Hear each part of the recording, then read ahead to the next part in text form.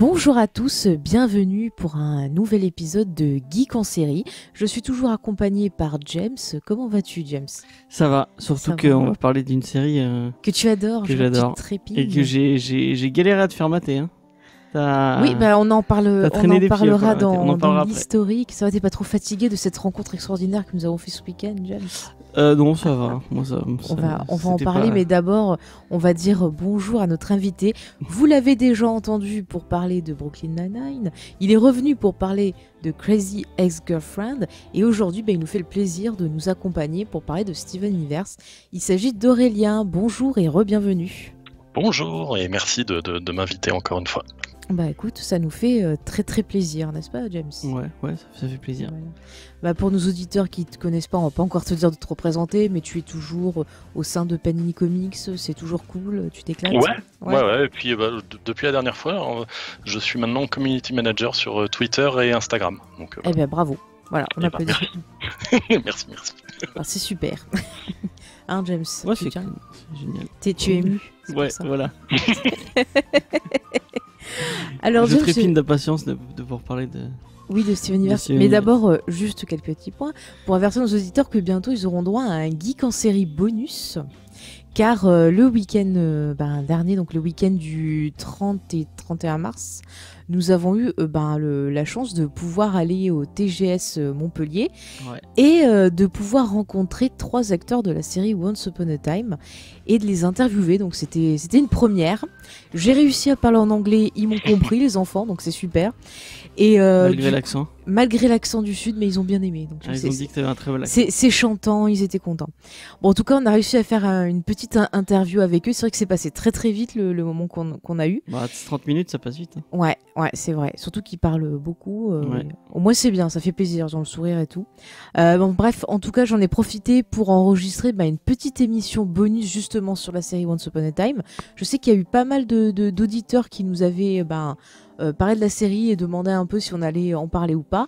Comme James n'a pas vu la série en entier, qui n'est pas très fan, il n'a pas voulu participer à cet épisode. Donc vous aurez la joie ou peut-être la torture de me supporter parler toute seule. Ça va être fantastique. Non, mais je suis sûr que c'est génial. J'ai pas écouté les rushs encore, mais je suis sûr que c'est génial. C'est magnifique. En tout cas, l'interview est vachement bien. Moi, je suis étonné par leur sympathie. Je m'attendais pas qu'ils soient aussi chaleureux et aussi. Bon, alors au niveau des acteurs, donc on a eu Raphaël Sbarge, si je prononce bien. On a eu Keegan, ça y est, j'ai retrouvé son nom de famille, qui fait la Fée Bleue. Raphaël, lui, fait Jiminy Cricket. Et on a eu du coup Tony Amendola, qui était dans Stargate aussi, qui faisait Bratak, et donc qui jouait aussi dans Once Upon a Time, il faisait Gepetto. Et il y avait plein d'autres rôles à côté. Moi, on l'a vu dans énormément de séries, c'est pareil pour tous, quoi. Mais c'est vrai que c'était une première et c'était intéressant. Et Keegan, elle était dans Battlestar aussi. Oui, dans Battlestar Galactica. Des séries qu'on a déjà traitées. Ouais. Donc voilà, donc vous aurez ça prochainement. Je vous rappelle également que vous avez jusqu'au 30 avril, et oui, ça se rapproche, pour finir de voter pour la fameuse série du choix des auditeurs. Donc, Faye a déjà vu tout J'ai vu tout Son of Anarchy. Si d'un coup vous votez tous pour une autre série, ça veut dire qu'elle aura vu Son of Anarchy pour rien. Et moi j'ai pas commencé encore. Donc... Autant dire que j'ai bien rigolé sur Son of Anarchy. Je ne dirai pas plus. Tu vas mater Wayans du coup non, Mayans, pourquoi Wayans? Ah bah si c'est aussi drôle que Son of Anarchy, peut-être pour m'occuper. Je sais pas. Toi tu connais cette série Son of Anarchy, Aurélien? Alors de nom, oui, je vois le pitch et tout ça, mais j'ai jamais regardé. Bah écoute, si un jour tu t'ennuies, c'est très très masculin, très qui c'est qu'elle a plus grosse, quoi. C'est un peu ça pour résumer. On est très loin de Steven Universe. Très loin. Bah du coup, je vous propose qu'on s'y mette. Ouais. Qu'est-ce que vous voulez? On y va. Alors on va présenter un petit générique, James. We are the crystal gems. We'll always save the day. And if you think we can, we'll always find a way. That's why the people of this world believe in garnet, amethyst, and pearl, and Steven. Donc cette série, elle a été créée par Rebecca Sugar, si je prononce bien, qui est scénariste, je vais perdre ma voix, scénariste et compositrice sur la série Adventure Time. Et en fait, elle a eu cette idée en s'inspirant de son petit frère. Et elle avait commencé en fait par développer carrément un petit comics autour en fait des aventures de son petit frère, la façon dont il grandissait. Elle trouvait ça intéressant. Et donc en 2013, elle a commencé à y travailler un peu plus sérieusement pour peut-être en faire une série animée. Et c'est pour ça qu'elle a commencé un peu à prendre du recul par rapport à Adventure Time. Oui, James, tu veux déjà... Je crois je sais pas si tu l'as noté, mais elle sort d'une école, je sais plus quel nom de cette école. C'est une école spécifique qui est aux États-Unis, d'où est sorti un peu tout le renouveau du Gravity Falls, Adventure Time, enfin tous les gens qui sont des créateurs maintenant. Oui, il me semble, c'est ça qu'elle connaît la personne qui a créé justement... tu en parlais tout à l'heure. Gravity Falls. Gravity Falls, qui a des clins d'œil entre les séries, si je me rappelle bien. Ouais. Non, et ils sortent de la même école. Pour ça, il y a chez Cartoon Network, apparemment, il y a un trait de... Je connais pas toutes les séries, peut-être qu'Aurélien saura plus le dire que moi, mais il y a un trait assez qui se ressemble beaucoup, c'est parce qu'ils sortent tous de la même école. Ouais. Et qui sont tous un peu ce style un peu cartoony, avec des gros yeux et ce genre de trucs. Ok.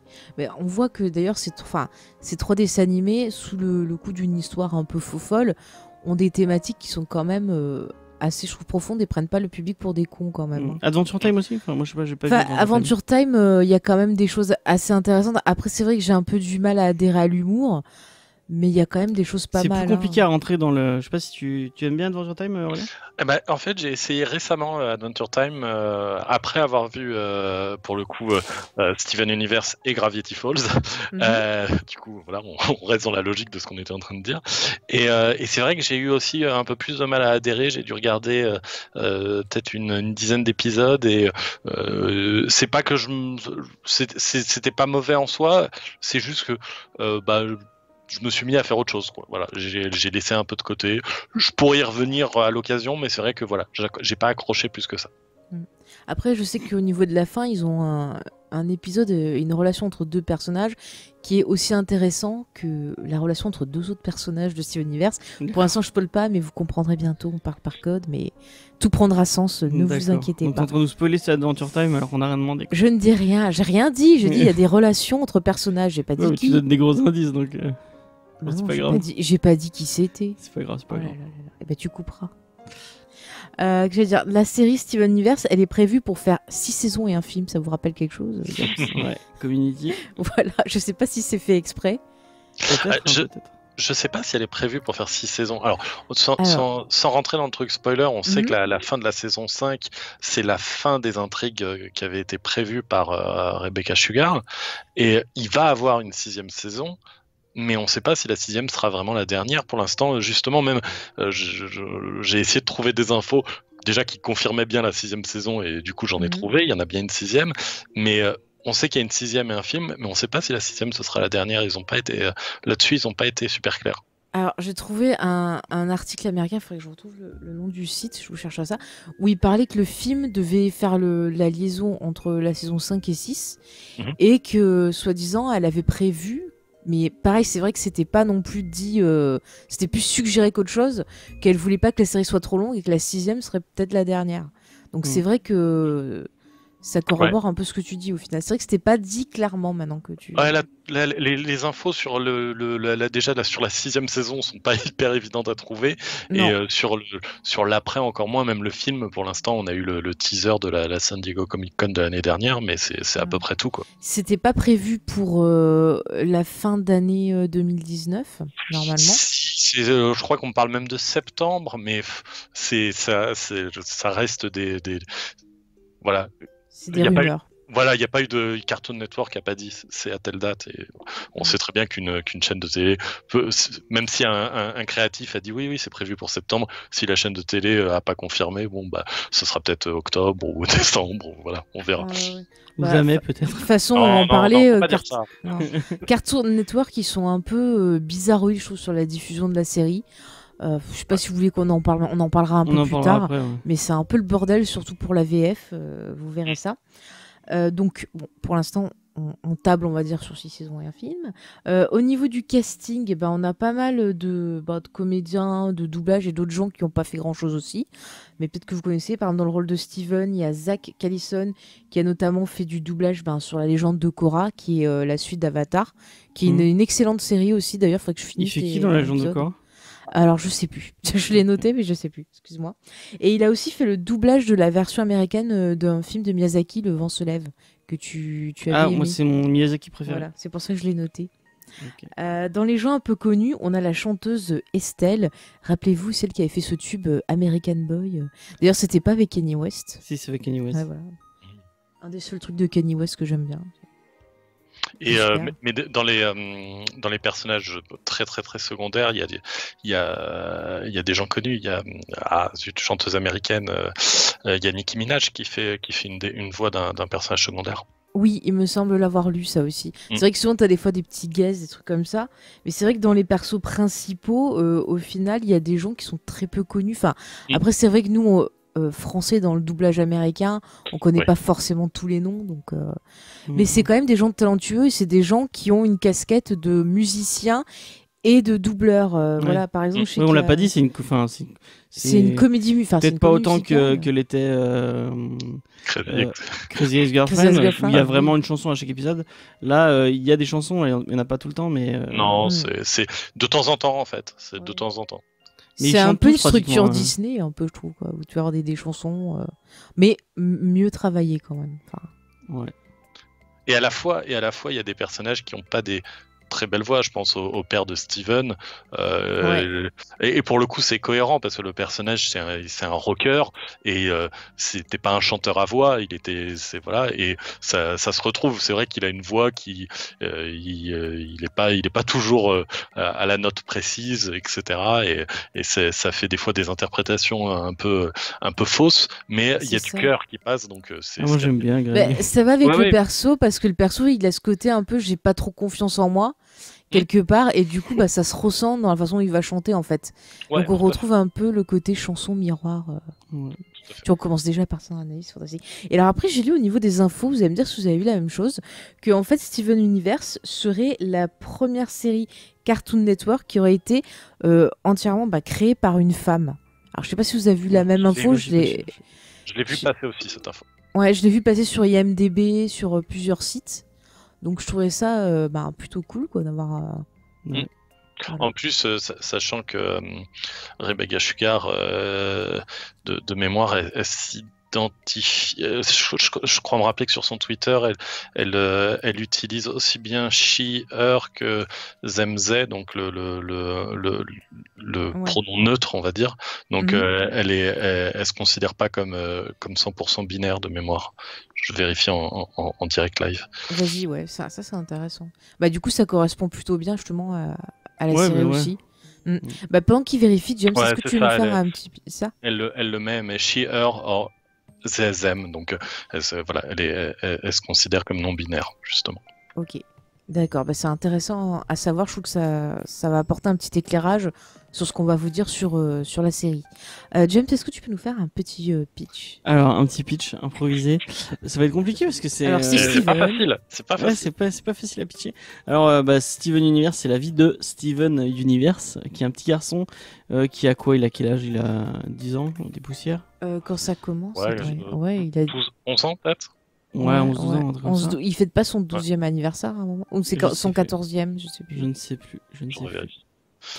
Et donc qui vit avec sa famille, mais une famille un peu spéciale puisqu'il vit avec trois... Spécial, peut-on dire ça, James ? Il vit avec trois extraterrestres qui sont... C'est quand même spécial, trois extraterrestres. qui sont des gemmes de cristal. Donc il y a Garnet. Oui, il y a Garnet qui est une espèce de chef un peu stoïque. Elle est trop classe. Très classe et très cool. Il y a Améthyste qui est l'espèce de... C'est un peu plus la grande sœur, un peu fofolle, qui fait n'importe quoi et qui est mon personnage préféré. Et moi c'est Garnet. Ah non, moi je suis totalement fan d'Améthyste. Je suis complètement Pearl, donc voilà. Voilà, mais Pearl c'est mon deuxième. Et Pearl, donc qui est la maman, qui est totalement la maman du groupe, qui comment définir Pearl. C'est une La bonne guerrière, élève. elle est très stricte. Ouais, voilà, c'est la bonne élève un peu. Elle aime bien ranger. Elle est Donc, cool. voilà. Il vit à Beach City, donc qui est une ville Près de la mer. côtière, avec il a plein d'amis, il a une boutique de donuts préférée où il va tout le temps. Il y a son père qui tient un lave-auto et à côté de ça, il va découvrir un peu d'où viennent ces espèces de mamans, les gemmes de cristal, et d'où lui il vient parce qu'il vient d'un couple. Entre Mixte, on peut dire. entre son père et Rose qui était l'ancienne chef des gemmes de cristal avec qui il a fusionné. Attention, pour on en faire dit. Là, c'est du spoil un peu. De quoi? On dit pas Bah trop. non, trop c'est dès le début. Oui, Ouais. non, mais. Non, fais gaffe. Je me méfie. On sait que avec sa toi. mère elle est pas morte, mais Elle a donné naissance. elle a donné disparu. naissance en Steven et en fait elle s'est fondue dans Steven. Donc voilà, sa mère et Steven sont la même personne en fait. Non, n'en dis pas trop, James. Ouais, voilà. C'est important. Parce que d'accord. je te connais. Et on va vivre des petites aventures. Moi, si j'ai un truc à dire vraiment, je pense que pour vraiment apprécier cette série, il faut passer les 4-5 épisodes. Un peu plus, je dirais. Moi, en Un fait, peu ce qui est drôle, c'est que quand j'ai découvert la série, parce que j'entendais plein de gens en dire du bien, j'ai commencé et en fait, arrivé à quelque chose comme l'épisode 6, je suis retourné sur Twitter et j'ai posté un peu à la cantonade en disant j'aime bien, hein, c'est sympa, mais est-ce que ça vaut vraiment le coup que je continue? Parce que je trouve ça chouette, mais voilà. Et tout le monde est venu un peu me taper sur l'épaule en mode vas-y, t'inquiète pas. Allez, continue. Et du coup, voilà, j'ai continué. Mais du coup, ouais, peut-être une dizaine. Après, c'est des épisodes de 10 minutes, donc ça va vite, quoi. Mais je suis d'accord avec toi, parce que moi, j'en profite parce qu'on est dans la partie comment on a découvert la série. Moi, j'avais testé une première fois sur un site et en fait, j'avais trouvé que la VF. Et j'avais détesté. Après, j'ai attendu un moment et tout, parce que James me saoulait, vous savez comment qu'il est, quand il a mis une série. Moi, je dirai après comment je découvre. Et du coup, j'ai attendu un moment où il n'était pas à côté de moi, où je pouvais le regarder tranquillement. Et j'ai profité sur Netflix qui offrait la VO, et donc j'ai testé en VO. Et c'est vrai qu'il m'a fallu quand même pas mal d'épisodes, et c'est vraiment quand on a commencé à avoir un peu ce fil rouge qui s'installe et tout, où vraiment j'ai commencé à rentrer dedans. Et voilà, la période où j'ai vu, c'était une période pas facile. Et en fait, il y a plein d'épisodes où ça m'a beaucoup touchée. Et je me suis retrouvée dans ce qui se passait. Et du coup, là, ça y est, ça a fait tilt et je suis rentrée dedans. Et je suis bien contente d'avoir autanté parce que c'est vraiment une super série. Alors, je vais dire comment. Moi, J'ai je pleuré tiens devant les vraiment épisodes. à remercier 3 vidéastes qui, tous les 3, m'ont de très donné envie de voir cet épisode. Il y a déjà le Dr Pralinus, donc qui faisait le Dr Pralinus. Elle a fini du coup maintenant, où elle parlait de dessins animés girly, et en même temps elle faisait une série qui s'appelait Toon Girls où elle parlait d'héroïnes dans le dessin animé, plutôt occidental, et du coup elle a fait un épisode sur les gemmes de cristal qui est vraiment très cool. Allez voir sa chaîne, on mettra tout en description. C'est vraiment une chaîne Ouais, faut vraiment qu'on y pense. très, ouais, il faut que Je j'y vais le pense. noter. C'est vraiment une chaîne très cool. Il y a Alice in Animation avec qui on a déjà fait des vidéos. Si vous suivez depuis longtemps, on a fait des vidéos avec Nat et Alice quand elle était sur leur vieille chaîne qui n'existe plus malheureusement.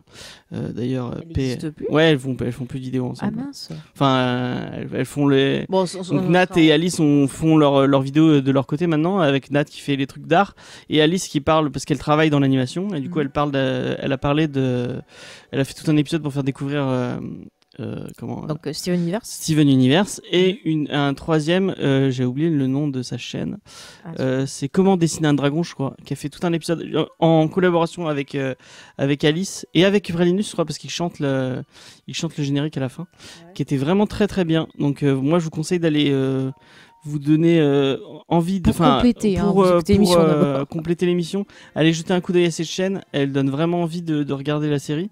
Et je les détestais parce que à l'époque, parce que c'était un moment, à l'époque où elles en ont parlé, il y avait aucune VOSTFR disponible. Du coup, j'ai un peu rongé mon frein pendant un moment en me disant putain mais j'ai trop envie de le voir. Et puis quand tu jettes un coup d'œil à la VF, tu te vois vite que la VF c'est pas. On en parlera après, mais remarque qu'on peut en parler maintenant. Faut vraiment éviter la VF. Sur plein de séries, on va vous dire que ça peut être cool, ça te peut permettre de découvrir. Non, mais là, il y a un elle est gros problématique. souci. Il y a un gros souci. Si tu veux, on peut en parler maintenant. C'est-à-dire que en France, déjà, Cartoon Network, si vous voulez voir le dessin animé sur Cartoon Network, les épisodes sont diffusés n'importe comment. Donc c'est un gros problème, surtout que voilà, il y a un côté un peu feuilletonnant. Oui, bah oui. Donc voilà, au niveau de la VF, en fait, il y a des épisodes qui sont censurés parce que la série parle un peu d'homosexualité et en fait, tout ce qui a un rapport avec ça est censuré. Donc il y a des épisodes carrément qui ont sauté parce que voilà, c'était pas possible. Et il y a carrément une chanson qui est très importante, qui est en fin de saison 1, qui a été en fait très mal traduite au point que beaucoup de fans se sont plaints et Cartoon Network a dû refaire traduire la chanson. Ah, c'est pour ça que sur Netflix maintenant la VF est correcte parce que j'avais entendu parler de ça et j'en ai parlé à un ami qui a regardé avec ses enfants sur Netflix et il m'a dit bah non, on parle bien d'amour dans la chanson, etc. Oui, ça a été retraduit. C'est que ça a été retraduit, d'accord. Okay. Ouais, ils ont dû même faire un message d'excuses et tout, Cartoon Network. Ouais.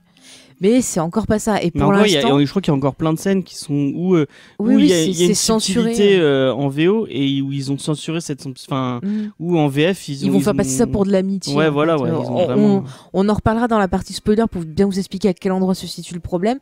Et c'est vraiment très dur. Et en France, si vous voulez voir la série, il y a que sur Netflix, je crois, et sur Amazon Prime où vous avez la première saison. Mais les autres saisons, c'est impossible de les voir. Il faut utiliser le fameux tonton des États-Unis pour arriver à voir la série en entier et c'est vraiment très très dommage. Il n'y a pas de coffret DVD, Blu-ray en France, rien du tout.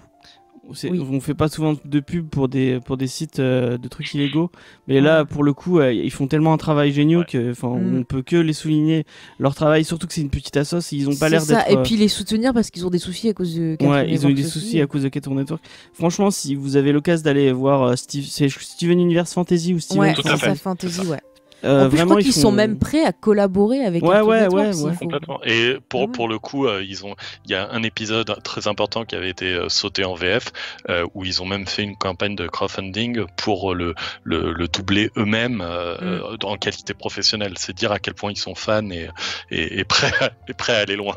C'est fou que Cartoon Network, ils se rendent pas compte je sais pas, du marché qu'il pourrait y avoir en France pour eux à mieux distribuer la série et tout. Je veux dire, même les produits dérivés Steven Universe en France, c'est super dur. Soit jeux vidéo peut-être, mais. Et alors j'ai regardé en parallèle pour la voir légalement. Du coup, c'est bien ça. La première saison est sur Netflix et Amazon Prime, et il y a les 3 premières saisons qui sont disponibles sur l'Apple Store à l'achat. Voilà aussi. Bon voilà, vous avez quand même des pistes pour essayer de les récupérer, mais c'est vrai que c'est pas facile et c'est vraiment dommage parce que c'est une série, on va essayer de vous le prouver tout au long de cette émission, c'est une série qui mérite d'être regardée, qui va tout aussi bien toucher les enfants, leur permettre de découvrir certaines choses et qui va aussi toucher les adultes, leur permettre peut-être de prendre conscience de certaines choses aussi. Donc vraiment, on va essayer de vous la vendre, comme on dit. Ouais. Moi, clairement, ça fait partie de mon top 5 de séries favorites, clairement.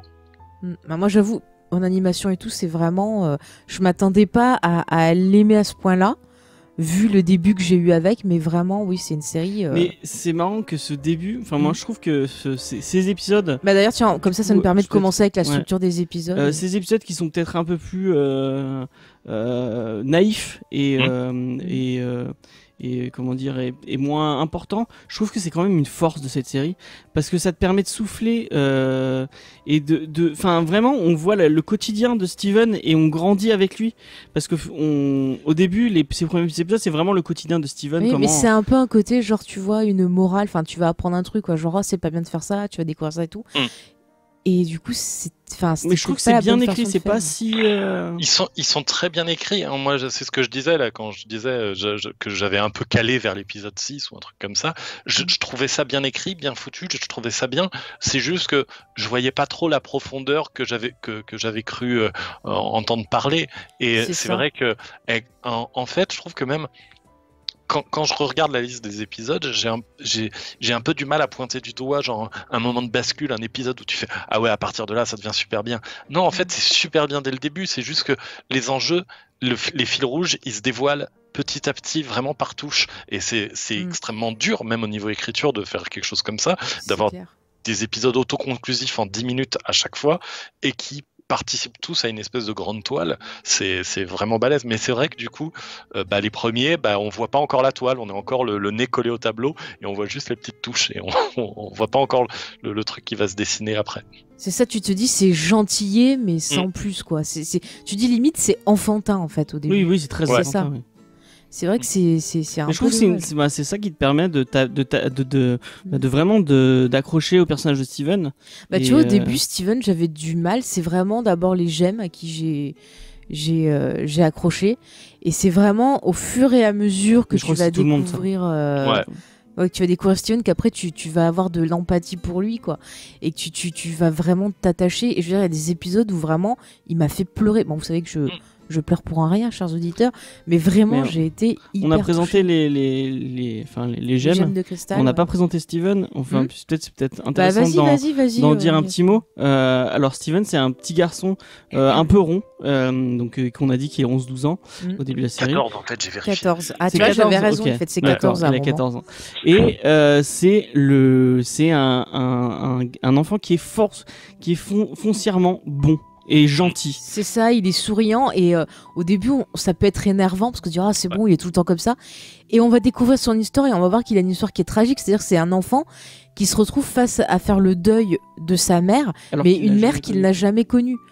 Et du coup, ça rend les choses tristes parce qu'il peut pas s'identifier. Quand on est gosse, on se dit tiens, je ressemble à mon père, je ressemble un peu à ma mère, tout, pour s'identifier. Mais quand tu as pas connu le modèle, tu sais pas en fait. Et en plus, il y a toutes ces mères de substitution, donc les 3 gemmes, et son père, Greg, qui passent leur temps à dire combien la mère de Steven était géniale. C'est vrai que je trouve que ça participe en plus à la grandeur du personnage de Steven, parce que il aurait pu devenir un jeune ado un peu blasé, un peu énervé par ça, un etc. peu Lars, quoi. Mais oui, comme Lars. Mais au contraire, il est hyper positif. Alors, il a certes des fêlures et des choses comme ça derrière, ce positivisme, mais il garde un aspect tellement positif, tellement enthousiasmant. Et en fait, c'est vrai qu'un peu comme vous, un peu comme d'autres amis qui j'ai conseillé la série, etc. C'est vrai que Steven, au début, t'es mignon, t'es tout le temps content, et c'est bon, t'es bien gentil. Mais en fait, plus ça va, plus c'est vraiment lui le cœur de la série, et que oui, il nous brise le cœur à plein de moments, et il est tellement lumineux, un rayon de soleil. Ouais, c'est. James ? Moi, si j'avais une comparaison à faire, je pense que c'est la meilleure comparaison. Ce qui me parle le plus, c'est qu'en fait, c'est Steven, c'est une Leslie Knope en puissance, en fait. C'est vrai qu'il a un côté un peu Leslie Knope de Parc et Récréation. Ouais, parce que c'est pareil au début dans Park and Rec, elle est un peu chiante, en mode bon, elle est et au final c'est elle le cœur de cette série et qui va pousser tous les personnages vers le haut. C'est clair, Steven, c'est la même chose. Ouais, il y a ce côté-là. C'est vrai qu'il y a ce côté-là. C'est vrai que le contact, les interactions justement entre Steven et les autres personnages, ça va pousser souvent les personnages à avoir une réflexion sur eux-mêmes, à peut-être changer les choses. Enfin, c'est vrai que c'est pas facile sans spoiler, mais voilà, Steven a un impact sur son entourage. James.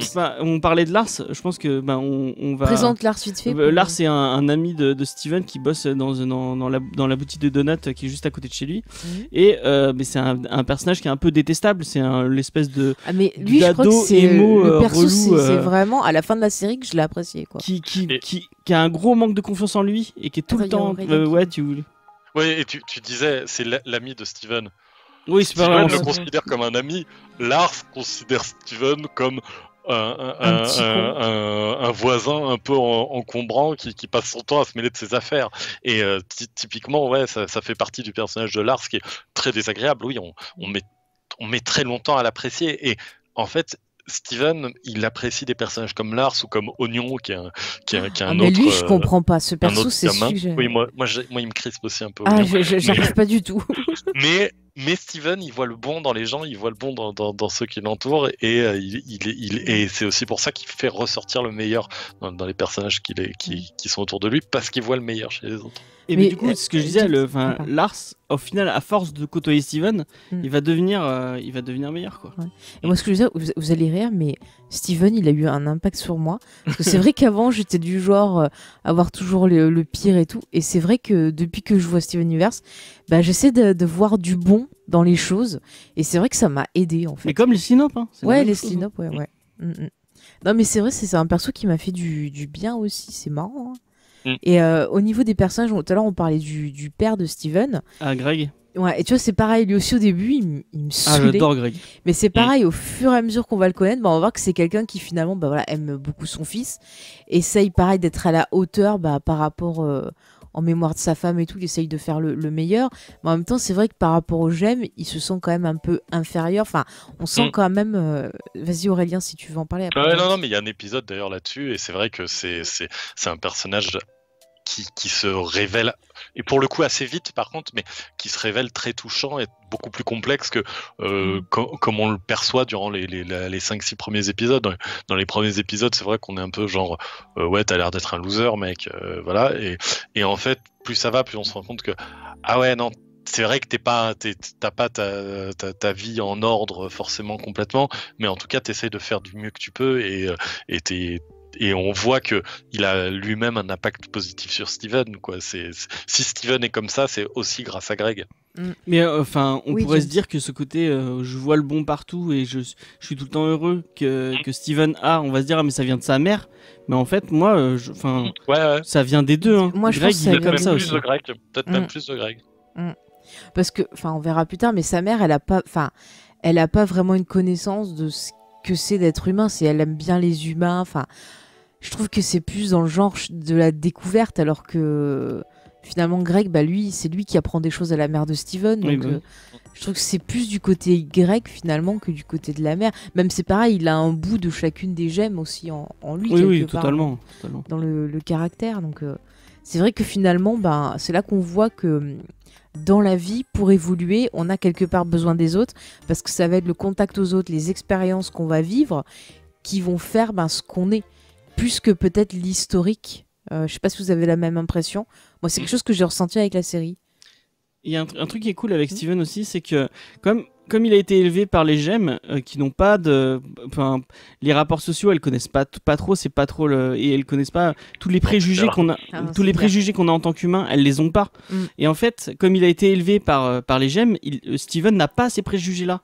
Il a pas, aux questions de genre par exemple, on va lui dire on lui donne un truc rose, lui il va être content parce que c'est rose, c'est joli, ça lui plaît.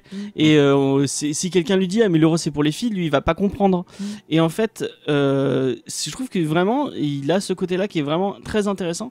Et quand il va être confronté à des préjugés, on va se dire, mais en fait, il comprend pas, mais c'est normal parce que c'est débile. Et ça ouvre tout un champ de possibilités qui est vraiment génial. Je vais juste mettre un tout petit bémol dans le sens où c'est un trait qui peut m'agacer un peu dans d'autres séries, œuvres, le côté très naïf d'un personnage qui découvre le truc, etc. Steven, il est quand même pas naïf, il connaît les interactions sociales, il connaît le monde dans lequel il vit, etc. C'est juste qu'il est peut-être plus positif justement parce que il a moins de préjugés, mais c'est vrai, ou il en a pas en tout cas. Mais il est pas genre en train de découvrir le monde des hommes. Il comprend quand même comment ça marche, grosso modo, quoi. Mais en fait, ce qu'on pourrait dire, c'est qu'il a pas le prisme, on va dire, de la société. C'est-à-dire ce qu'on a nous tous, quoi. C'est genre, voilà, les filles, elles peuvent pas jouer avec des voitures, les garçons, ils peuvent pas faire tel truc. Enfin, voilà, quoi. C'est vraiment tout ce que tu dis à la société. Genre, t'es gros, c'est pas bien. Enfin, lui, il voit pas, il a pas tout ça. Et c'est ça qui est quelque part intéressant. Si on prend les personnages de la série, on les mettrait dans une autre série, ça serait forcément les persos losers, les persos dont on se moquerait. Ça serait vraiment pas des persos positifs comme là, en fait. Je sais pas si vous êtes d'accord aussi avec moi. Ouais, moi en tout cas, c'est vrai que la plupart ont ce qui est parfois perçu par la société comme des défauts assez marqués, alors que là, on les perçoit au début un peu comme des défauts, et en fait, la série nous montre rapidement que non, en fait. C'est ça. Si on prend par exemple Améthyste, ce que tu disais, tu la mettrais dans une autre série, elle serait pas du tout une héroïne. C'est ça, on serait tout le temps en train de lui dire ah mais tu crains, maigris, arrête d'être comme ça, arrête de faire des réflexions. Ce serait limite genre la méchante qui se moque des autres, limite, tu vois. Et pour les gens qui n'auraient pas vu la série, donc Améthyste c'est la plus jeune du groupe des Gemmes, et c'est quelqu'un qui est très dans l'instinct et dans le. J'allais dire bourrin. Oui, bourrin, ça on peut le dire, bourrin. Elle est ronde aussi. Ouais, elle est ronde, elle est petite et ronde. Et puis elle est quand même du genre, tu vois, à faire des vannes. Et t'as des gens, ils peuvent le prendre mal aussi. Enfin. Elle a un humour spécifique en plus. Et ouais, moi je l'aime beaucoup, je la trouve vraiment super stylée. Mais tu vois, c'est ça qui est cool, c'est que j'ai l'impression que la série, elle dit, bah ok, on a des différences, mais au final, on est tous pareils, on a tous des incertitudes, on a tous des moments de joie, on a tous comme ça. Et au final, bah, c'est quoi le problème? Enfin, c'est. Ouais. Bon, après, c'est peut-être mon côté un peu naïf aussi. Il y a que Garnet, je pense, qui est très badass. Coupé, Aurélien, excusez-moi. Non, j'allais dire, oui, il y a un peu de ça, c'est un peu naïf et à la fois c'est volontairement naïf, quoi. C'est pas de la naïveté gnangnan, on va dire, c'est de la naïveté positive. Je sais pas si ça veut dire quelque chose que je raconte, mais. Si, moi je te suis. James, tu voulais dire quelque chose? Je disais qu'il y a que Garnet qui est peut-être quand elle est un peu plus taiseuse, on a un peu moins de défauts visibles. Même mais si c'en est un en soi. C'en est un, bah oui. Ouais. Le fait de pas se livrer, de pas communiquer, tu sais pas ce que l'autre pense du coup, et tu sais pas si t'apprécies ou pas, donc ça peut être un peu angoissant aussi. Ouais. Et alors que elle a pas très envie de parler. Il y a des gens qui en fait sont qui n'ont pas très envie de s'impliquer socialement, pour qui c'est compliqué. Et elle représente un petit peu ça. Elle représente un peu ces personnages ces personnes qui ont pas très envie de s'impliquer socialement. Il y a un épisode qui est très drôle sur ça où il y a le facteur qui tombe amoureux de Garnet. On a dit qu'on spoilait pas trop. Ouais, mais là c'est juste un épisode comme ça. Et mais Garnet l'envoie chier, mais c'est même pas qu'elle l'envoie chier en fait. Elle lui dit bah non, tu m'intéresses pas quoi. Tout simplement non. Voilà. C'est là comme ça. C'est un peu, je trouve que si je me rappelle bien, c'est un épisode de la première moitié de la saison 1 et ouais, c'est un peu un épisode qui définit un peu Garnet pour la suite. On la comprend mieux en fait après cet épisode. Ouais. Et puis c'est vrai qu'il y a un côté un peu le facteur, c'est un peu limite un stalker et qui veut pas trop non plus s'arrêter au non, et du coup je trouve que ça apprend un peu le côté de consentement, c'est-à-dire si la personne veut pas, arrêter d'insister. Donc ça c'est super cool aussi d'expliquer cette notion-là aux enfants. Oui, il est très problématique, hein. Il a un côté super dramatique, toujours. Ouais, non, mais c'est très toxique ce genre de relation. Et au niveau du fil rouge de la série, sans trop dire ce qui se passe, est-ce que vous trouvez qu'il est plutôt bien construit, bien amené, que tout s'embrique bien, ou un peu plus déçu? James, c'est un fil rouge ou un univers en fait qui est vraiment... Alors tu peux appeler, j'appelle ça fil rouge, mais on va dire le côté un peu feuilletonnant si tu veux, James, de la série. C'est l'univers. C'est quoi la question en fait? Savoir si tu trouves qu'il est bien construit. Vas-y Aurélien. Alors moi, si je peux avoir un avis un petit peu mesuré, il est bien construit de ouf malade. Je veux dire, pour moi, c'est de la perfection au niveau de l'écriture. Vraiment réussir à faire avancer l'intrigue vraiment à base d'épisodes parfois flashback, d'épisodes parfois un peu conceptuels, parfois juste avec une info ici ou là. Si t'es adulte, tu vas comprendre des choses que un gamin va pas comprendre, mais ça va pas gêner la compréhension du gamin sur l'ensemble de la série, et d'avancer tout ça au fil de tous ces épisodes pour petit à petit construire une histoire basée sur plusieurs mondes avec plein de personnages, etc. Tout ça, et sans jamais perdre qui que ce soit qui est en train de regarder. C'est vraiment, je trouve que au niveau de l'écriture, c'est de la folie. Ouais, non mais je suis d'accord avec toi, je trouve que c'est vraiment bien construit et t'as aucun indice, aucune info qui est donnée de façon gratuite. Il y a des choses qu'on va voir genre en saison 1 ou 2 et qui vont trouver réponse vers la fin des saisons diffusées. C'est vraiment super, et il n'y a pas beaucoup de séries qui arrivent à faire ça, que ce soit des séries live ou autres. Vous savez que moi j'aime bien ce genre de cohérence, et je suis contente quand je peux commencer à faire mes théories, que je vois que tout s'imbrique et qu'il n'y a rien qui vient de n'importe quoi. Vous savez que j'ai déjà crié pas mal sur certaines séries, donc je vais rien dire. Mais bon, voilà, je ne dirai pas qui, mais ça commence par un M. si tu nous connais. Moi, je sais que vers la fin de Steven Universe, il y a un moment où il y a on va dire une révélation, ou en tout cas une information supplémentaire qui arrive. Et je me rappelle très bien, elle dit ah mais c'était évident et oui, je vois de quoi tu parles. Ouais, voilà, et jamais pourtant. pourtant.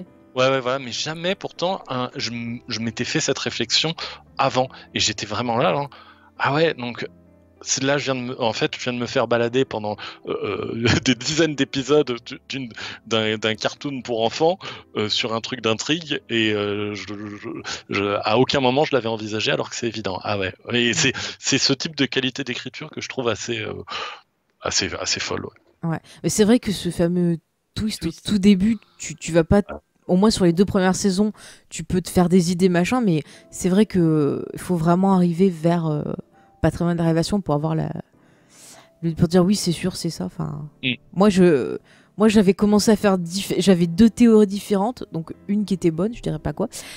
Mais j'avais commencé un peu et j'étais trop contente. J'étais ouais, c'est bon, ça s'embrique et tout. Moi qui aime quand c'est bien rangé, j'ai un côté un peu Pearl, tu vois. Mais c'est fou parce qu'il y a des trucs qui sont complètement, il y a des trucs complètement anodins, mais vraiment what the fuck. Je vais c'est pas ça spoiler. Tu dis mais pourquoi ils disent ça? Mais par exemple il y a un épisode sans spoiler autour de pastèque et les gens qui ont vu l'épisode comprendront et oui, ça va avoir des implications après sur la fin en disant mais ils sont allés récupérer des trucs complètement c'est clair, tu les avais limite oubliés. Ouais, moi je les avais oubliés complètement. Et genre, ah merde, putain, ça revient et tout. Mais limite, tu vois, ça me donne envie de revoir la série depuis le début pour justement faire gaffe s'il n'y a pas des indices, tu vois, qu'on aurait oublié, des trucs comme ça.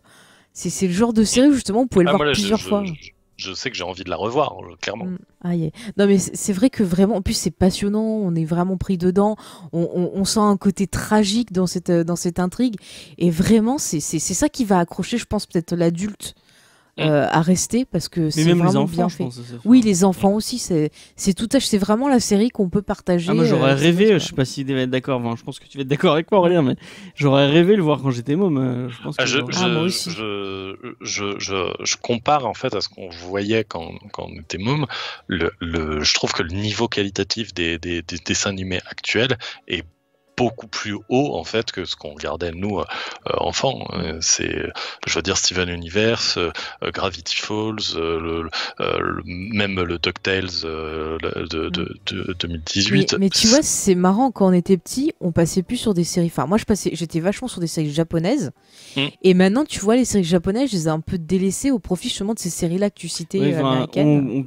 Je vais pas, attention, unpopular opinion, mais j'adore Dragon Ball, j'adore Dragon Ball Z, ça a créé toute une partie de ma culture. Oui, mais c'est pas profond non plus. Mais c'est vachement bas du front quand même. Mais c'est du divertissement. Oui, voilà, oui. Pas d'autre but que ça. Et alors par contre, c'est vrai que par exemple une série comme Cobra a très très très bien vieilli. Je veux dire, on peut la revoir encore aujourd'hui. C'est bon, ça a pas bougé, on va dire. Même limite, je trouve qu'on l'apprécie plus adulte. Peut-être, ouais, carrément. Et par contre, c'est vrai que j'avais un souvenir ému des Cosmocats. Oh, j'ai été déçu quand je les ai revus. Là, c'est compliqué, hein. C'est compliqué à regarder aujourd'hui. Hein. Ah bah tiens, je passe un coucou à l'équipe de 80's The Podcast. Quand on a fait le podcast Musclor et qu'on a parlé de She-Ra, c'était très bien. Du coup, j'allais dire, ouais. Et la nouvelle série She-Ra, par exemple, je conseille fortement. Magnifique. Elle est très bien aussi. Et même, on parlait un peu de Korra ou de Avatar, de la Starbender ou de même Dragon Prince sur Netflix aussi. Il y a énormément de choix de séries de grande qualité. Et c'est vrai que Trollhunter, moi Trollhunters, et même Three Belows, la suite spin-off. Alors je l'ai pas encore vu, c'est bien ou pas? Ouais, c'est vraiment bien. C'est assez différent, mais c'est vraiment très chouette. Voilà, j'ai hâte de voir la suite aussi, quoi. Mais voilà. Faut que je m'y mette.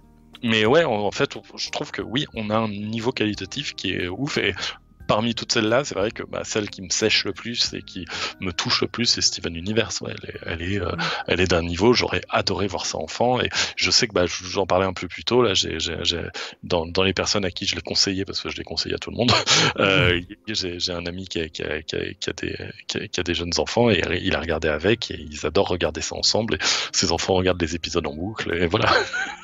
Mais c'est cool, tu vois, de pouvoir partager, parce que ça va favoriser l'échange, je pense, entre l'enfant et les parents. Puis, Faut qu'on les montre à notre neveu et à notre nièce. Ouais, ils sont peut-être un peu petits encore. Mais dès qu'ils seront en âge. Ouais, à 2 ans, 3 ans, ça va être Mais compliqué. ils peuvent Ouais, là, voir c'est un peu déjà. petit, quand même. Ils comprendront pas tout, mais ils peuvent regarder. Il y a des pastèques. Mais du coup, on en a parlé un peu en filigrane tout le long du tout, mais ça touche des thématiques vraiment. Et ça, on va l'aborder avec le spoiler, parce que je pense que c'est mais bien. c'est peut-être Ouais, intéressant oui. pour les gens qui nous Ah écoutent oui, en radio. bah alors très vite, on Très vite, en parler très vite et on y reviendra je après. sais pas si tu Oui, auras... bah, c'est vrai que ça parle beaucoup de choses. Tout à l'heure, on a dit, on a des épisodes qui ont parlé d'homosexualité, ça va parler d'acceptation de soi, ça va parler de se connaître, ça la va parler confiance en de la famille. Qu'est-ce qu'une famille? Est-ce que c'est la famille de sang, la famille qu'on se choisit? La confiance en soi, ça parle d'amour, ça parle de Ça vivre parle avec les autres. d'identité de genre aussi. Voilà, d'identité de genre, d'amitié. d'amitié, ça parle de vraiment beaucoup de Et tout choses. ça de façon intelligente et intelligible et même pédagogue, je trouve, pour des petits qui... C'est ça, c'est absolument pas forcé, c'est absolument pas racoleur. On sent que c'est une démarche sincère, je trouve. Tout à fait. Et il y a un autre aspect que j'aimerais parler à nos auditeurs avant la fin de l'émission, parce que c'est important, c'est les chansons. Que pensez-vous des chansons? Elles sont Vous géniales. les aimez? Toi, James, tu trouves Elles sont- génial? J'ai acheté l'album. D'ailleurs, faut que tu me le passes. Oui. Est-ce que j'ai écouté sur Spotify pendant des heures toutes les chansons de Steven Universe? La réponse est oui. Mais Et je l'ai elles pas, sont moi. excellentes, elles sont rythmées, elles sont bien Mais tu écrites. les aimais pas au début? Et ben, je t'ai dit, au début, ça me gavait parce que je n'étais pas rentrée dedans. Et puis j'ai eu, mais vraiment, j'ai eu le dernier épisode de la saison 1, la chanson de Garnet. Ah, le Mais Stronger ça m'a Than fait, Ah là ça là m'a là. filé des frissons. J'ai trouvé que c'était une magnifique chanson. Je peux pas vous dire pourquoi, je le dirai dans la version spoiler, mais elle m'a mis une claque et j'ai adoré. Et je te donne la parole après, James. Mais les chansons, elles ont un rôle, quoi. Elles sont pas là juste pour dire on met une chanson pour faire joli. Elles vont servir vraiment à révéler un peu des choses un peu plus Mais c'est la profondes sur les comédie musicale, personnages. vraiment, C'est vraiment ça, ouais. à son paroxysme. C'est Mais ça. du coup, Stronger, James. en plus, je spoil pas du tout, hein, Stronger Than You, mais c'est une chanson qui est super belle à écouter comme ça, sans connaître la... Puis Estelle a une voix magnifique. Ouais, j'ai moi, vraiment je l'avais entendue avant, Mhm. du coup, parce que j'avais entendu une cover. Du coup, dans une des vidéos dont je vous disais, ils avaient repris cette chanson, je crois, et je l'avais trouvée jolie, c'était sympa. Du coup, j'avais écouté l'original, j'avais pas compris qu'est-ce que ça voulait dire, et quand tu la vois dans l'épisode, elle te fait limite pleurer, quoi. Je te dis, j'ai eu mais la chair de poule et j'ai pleuré parce que j'ai trouvé ça magnifique. Et là, tu as toute la beauté du personnage de Garnet qui se révèle à toi et tu te dis, mais c'est le meilleur perso Mais événement je du pense, monde, même, C'est- les chansons de Pearl, elles sont, mais Pearl aussi, mais vraiment. moi, je pense à un duo entre Pearl et Greg qui Oui, est, oui, qui est forcément. il est super touchant, quoi. Ouais. Bah, il y a tout l'épisode justement qui avait été sauté et que Steven Universe Fantasy a doublé en VF. C'est un épisode entièrement comédie musicale pour le coup et qui est du caviar à ce niveau-là, quoi. Il est vraiment extraordinaire. Ah oui, vraiment très très bien écrit. Puis les chansons, c'est là, ça permet justement d'en apprendre plus sur les personnages et des choses qu'ils n'ont pas forcément envie de révéler. Et c'est là que je fais un parallèle. Allez, c'est le point Whedon avec l'épisode musical de Buffy où on avait ces chansons qui servaient en fait à révéler Ouais, c'est le même, des vérités même- qu'on voulait la cacher. même force, et autres. la même force que C'est ça. Once Once More More with the Mm, Feeling. Et c'est pour ça que je kiffe les chansons et que je les veux dans mon MP3 pour les écouter. Moi, je l'ai vu en vinyle, mais il coûte super cher. Ça serait trop bien le vinyle. J'avoue, ça serait trop bien. Qu'est-ce que tu m'as coupé? Je voulais dire un truc. Je sais plus, sais sur les pas, merde. chansons. Juste pour dire, en tout cas, ceux qui connaissent déjà la série, peut-être plus que les autres, il y a des versions live des chansons. Ah, c'est ça que je voulais dire, c'est ça. Il y a bah, voilà. une version live au Comic-Con en Ah, du vidéo générique. qui elle est Ouais. géniale. Mm. Il est génial. Cette vidéo, elle est touchante. Ouais. Ouais, elle est vraiment super. Et il y a aussi Bon, je le note, justement Stronger Than You. Il y a une version où Estelle est à une convention clairement, et c'est pareil, c'est vraiment génial. Ah, on voit tous les petits. Enfin, il y a plein de petits déguisés en. Il y a une cosplayeuse de Garnet qui est géniale. Enfin, il y a vraiment. On voit, ici, apparemment, aux États-Unis, elle a une grosse fanbase et je suis content qu'elle ait Ah, mais que c'est vraiment il y a un Puis gros même, public, tu quoi. vois, pour des petites filles, voir ces modèles-là, C'est encore, tu vois, c'est un truc, je m'y attache vraiment parce que c'est important que les filles, elles aient des modèles pour leur dire, pas parce que vous êtes une fille que vous pouvez pas faire des trucs de garçon, que vous pouvez pas être comme ci, comme ça. Il y a rien d'écrit, vous pouvez être qui vous voulez. Et cette série, C'est vrai elle qu'on est l'a pas dit, mais formidable pour ça aussi. C'est une hein. série vachement féministe sur des filles qui ont, enfin les Mais ça va personnages plus puissants loin. de la série, Tu c'est vois, des femmes. c'est on toutes en des femmes. parlait avec Paula sur Captain Marvel, mais c'est une série qui va plus loin que le seul message féministe, c'est universel. Ça te dit pareil, sois toi-même et tu t'en fous de ce que la société va te dire. T'as envie d'être comme ça, et ben t'es comme ça, c'est tout. Il y a personne qui peut te dire c'est bien ou c'est pas bien. Et c'est là que je trouve ça cool parce que tu vois, je le compare à ma propre expérience d'enfant, mais c'est clair que moi, petite fille, quand je disais ah ben je veux un musclor, ah je veux une épée, je veux un pistolet, et ben on me le donnait pas.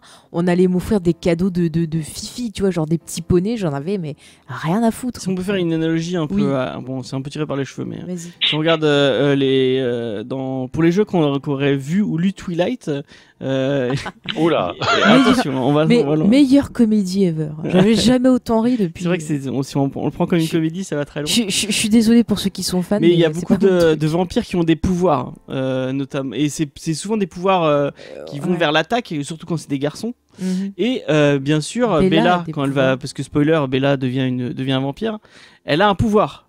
Et son pouvoir, c'est quoi? Le Ah, bouclier. elle a un bouclier parce que c'est une fille, alors elle a un bouclier. Enfin, et c'est vraiment écrit comme ça. Hein. Et Ah bon là, on a Steven. Je me rappelle pas que c'est écrit que c'est une fille. Alors elle a Non, un mais c'est bouclier. tourné comme ça, comment c'est écrit. C'est elle a le pouvoir maternel. Ah donc oui, elle a ça le- par contre, ils c'est un disent peu, oui, elle a un pouvoir maternel. C'est vraiment, ouais. c'est vraiment bas du front comme ça, en mode Ouais, ouais, ouais, c'est ouais. une femme, donc forcément elle a un pouvoir de protection et Mais pas Steven, d'attaque. si tu regardes, il a vraiment le côté familial, donc c'est pour ça qu'il a un pouvoir Enfin, c'est vrai, bon, on spoil. Hein. Tu De mettras quoi des Bon, Le le pouvoir, le de pouvoir de défense. Steven, ça Ouais, va quoi. ouais. Ouais, non, le bouclier en plus arrive assez vite. Hein, Ouais. pour le coup. Bon, voilà, donc il a un pouvoir de défense et je trouve que c'est logique avec la démarche du personnage. Alors qu'elles ont toutes des pouvoirs d'attaque. Oui, Les mais parce que boucliers. elles, c'est leur façon de défendre le groupe, c'est-à-dire c'est par l'attaque parce que c'est leur personnalité. Donc c'est logique. Et Vas-y, d'ailleurs, Aurélien. c'est moi qui fais du geek comics, hein, mais Steven, il y a un peu le côté Captain America, hein, pour le coup, côté bouclier, l'étoile sur le torse, et le côté protecteur et positif et avoir le meilleur dans les autres, c'est un peu Captain America. Ah, j'avais pas fait le lien, Si, mais si, ouais, c'est exactement. vrai, C'est vrai que j'y ai repensé parce qu'il y a pas longtemps, j'ai revu le 1 de Captain America qui était passé, je sais plus sur quelle chaîne. Et c'était pendant que je regardais Steven Universe, il me semble. Et j'avais dit, c'est vrai que finalement, j'y avais pensé. Mais après, ça m'est sorti de la tête. Donc je suis d'accord. Voilà. Donc écoutez, maintenant pour finir, on va faire un peu de spoiler pour rentrer un peu plus dans toutes ces thématiques dont on vous a parlé et peut-être revenir sur des moments de l'histoire qui nous ont marqués. Je vous propose, vous voulez qu'on reparte sur l'histoire de Garnet ou qu'on reparte sur le gros On n'a truc pas avec parlé la de mère Connie. Steven Moi, je trouve. qu'on Ah parle de parle Ouais. de Connie, ouais. Bah tiens, on va Ouais, faire ça, comme ça on va C'est présenter. peut-être le plus spoiler light en plus pour commencer, quoi. Mm. Mais, Allez James, parle-nous de Connie. Alors Connie, pour les gens qui n'auraient pas vu la série, si vous êtes encore là, Connie c'est une amie de Steven. Je sais plus comment il la rencontre, j'ai oublié. je crois qu'il la rencontre plus ou moins sur la plage. Oui. Ouais, ça doit être Oui, ça. elle était sur la plage et puis il va lui parler parce que justement ça l'intrigue. Ouais, je crois que c'est ça, ouais, le postulat de départ. Très simple, quoi, très Steven. Même Ouais, au ouais, début, voilà. je crois qu'il était genre timide. Ouais. Qu'est-ce que tu fais? Tu Je casses le joue micro. avec mon pied de micro. Ouais. Elle lui Du coup- plaît, quoi, clairement, dès le début. Je veux dire, c'est assez clair directement. Et donc elle est d'origine indienne, je pense. Ouais, de Oui. mémoire, ouais. Et elle va devenir vite le love interest, même si Même pas, enfin, il y a de l'amitié, Ouais, il y ça a va beaucoup de- plus loin que ça en fait. Enfin, Ouais, il y a une relation, quasi amoureuse entre les deux quand même. Mm. C'est quand même assez clair. Est-ce qu'on peut y voir un parallèle avec justement l'histoire du père de Steven avec sa mère? Bah, je veux dire, en fait, bon, on est dans la partie spoiler, hein, donc on Oui, peut oui, y donc vas-y, là, De toute façon, vu que Connie et Steven fusionnent, c'est signe qu'il y a quand même un peu plus que de la simple amitié déjà. Oui, bah, Oui, oui. totalement. on Et, peut le voir comme une relation sexuelle en fait, la fusion. Ouais, pas loin en tout cas. Ouais, pas loin. D'ailleurs, l'une des tout premières danses de fusion. Alors, ceux qui n'ont pas vu la série, qui sont en train de nous écouter là, toi. Ah bah, il fallait pas rester pour la partie spoiler si vous avez rien vu. Hein. Mais l'une des toutes premières danses de fusion qu'on voit, les sous-entendus sexuels sont très marqués, quoi. Je me rappelle, je crois, de Garnet qui met genre sa main contre le mur. Il y a des trucs comme ça. Il y a un côté très, il y a une tension qui se crée, quoi. La première, c'est Garnet Améthyste, non, qu'on voit, je crois. J'aurais dit Garnet Pearl, mais c'est peut-être Garnet Améthyste. Non, c'est Garnet Améthyste. Ouais, je sais plus quel nom de gemme c'est. Délicace. Ouais, elle est cool, ouais. Non, mais c'est vrai, je suis totalement d'accord. Moi, je te l'avais parlé. D'ailleurs, James, j'avais dit, pour moi, c'est vraiment l'acte sexuel. Parce que, c'est-à-dire, c'est l'acte sexuel dans ce qu'il y a de au-dessus, en fait, de l'acte sauvage. C'est-à-dire, quand tu aimes quelqu'un et que, bah voilà, t'es au point que t'as l'impression que tu veux faire plus qu'un avec lui. Tu vois, la fusion. Tu vois ce que je veux dire ou pas, James? Non, mais pour on va dire Garnet, que c'est... oui. Mais enfin, je pense à, enfin, quand c'est des fusions, des autres fusions qui là, sont tu pas, vois plus le côté un peu instinct, on va dire, le côté un peu instinct. Je vois animal. Améthyste Pearl qui se fusionnent entre elles, c'est pas un acte d'amour, c'est un acte, enfin, je sais pas. En fait, c'est plus Garnet qui est le vrai acte. Oui, c'est d'amour. Garnet qui est et totalement, Steven et Connie. Quoi. Ouais, parce que Steven et Connie, en tout cas, c'est vraiment en plus. Même si il n'y a pas une emphase particulière sur le fait qu'ils ont une relation amoureuse, c'est quand même ce qu'on ressent, je trouve, au fur et à mesure des épisodes. Et les fois où ils fusionnent, d'autant plus. La fois où Steven manque de mourir, etc., et qu'il le cache à Connie, etc., le fait qu'elle soit fâchée contre lui, c'est pas juste de l'amitié. Enfin, il y a tous ces éléments qui font que c'est pas que de l'amitié, c'est clairement, même elle apprend à combattre à l'épée pour le protéger. Il y a tout le truc avec la chanson avec Pearl aussi, justement. Elle est géniale, cette chanson. Ouais, elle est très bien, et cette où en chanson. fait il y a un parallèle Pearl Rose et Connie Steven qui est clairement marqué. Et bon, on sait bien que Pearl Rose, c'est pareil, c'est pas une relation platonique. Voilà. C'est ça. Mais ce que j'aime bien, c'est que c'est pas traité de façon cliché. Je trouve qu'on y croit immédiatement et on n'a pas besoin de sortir tous les trucs à l'eau de rose et compagnie. Ouais. C'est ça qui est cool. Et en plus, ça reste un truc pour enfants. Et par contre, tu vois, on revient sur la question du consentement. C'est que chaque fusion, pour qu'elle marche, il faut que les deux parties consentent. Et du coup, quand je repense à un épisode où on a Lapidus... Lapus, voilà, qui fusionne avec une méchante, je ne me rappelle plus son nom, celle qui devient folle. C'est Angie. Jasper. Jasper, voilà. Ouais. On voit très bien que c'est pas consenti et que c'est pas bon et tout. Enfin, ça se ressent. Et c'est vrai que là, je me suis dit, waouh, c'est vraiment comment parler limite de viol à un enfant. Et je trouvais ça génial. Bah, le retour de Lapus Lazuli, quand elle reparle de sa relation avec Jasper. Ouais, il y a vraiment, ça parle de viol. Hein. Et il y a même moi, ça m'a fait penser à, par exemple, à bon, encore, je vais arrêter de faire des analogies à la con, mais on a un épisode de Grey's Anatomy qu'on a revu il y a pas longtemps où t'as une fille qui s'échappe de quelqu'un qui l'avait bah, c'est un peu le film Room qui l'avait kidnappé, ouais, voilà, Room, ouais, c'est vrai, c'est Room, genre, bah, c'est totalement Room, ouais. Où bah la fille, ouais, non mais là la fille elle avait vraiment ce discours en mode ah oui, même si bah je sais que il faudrait plus que je sois là-bas, il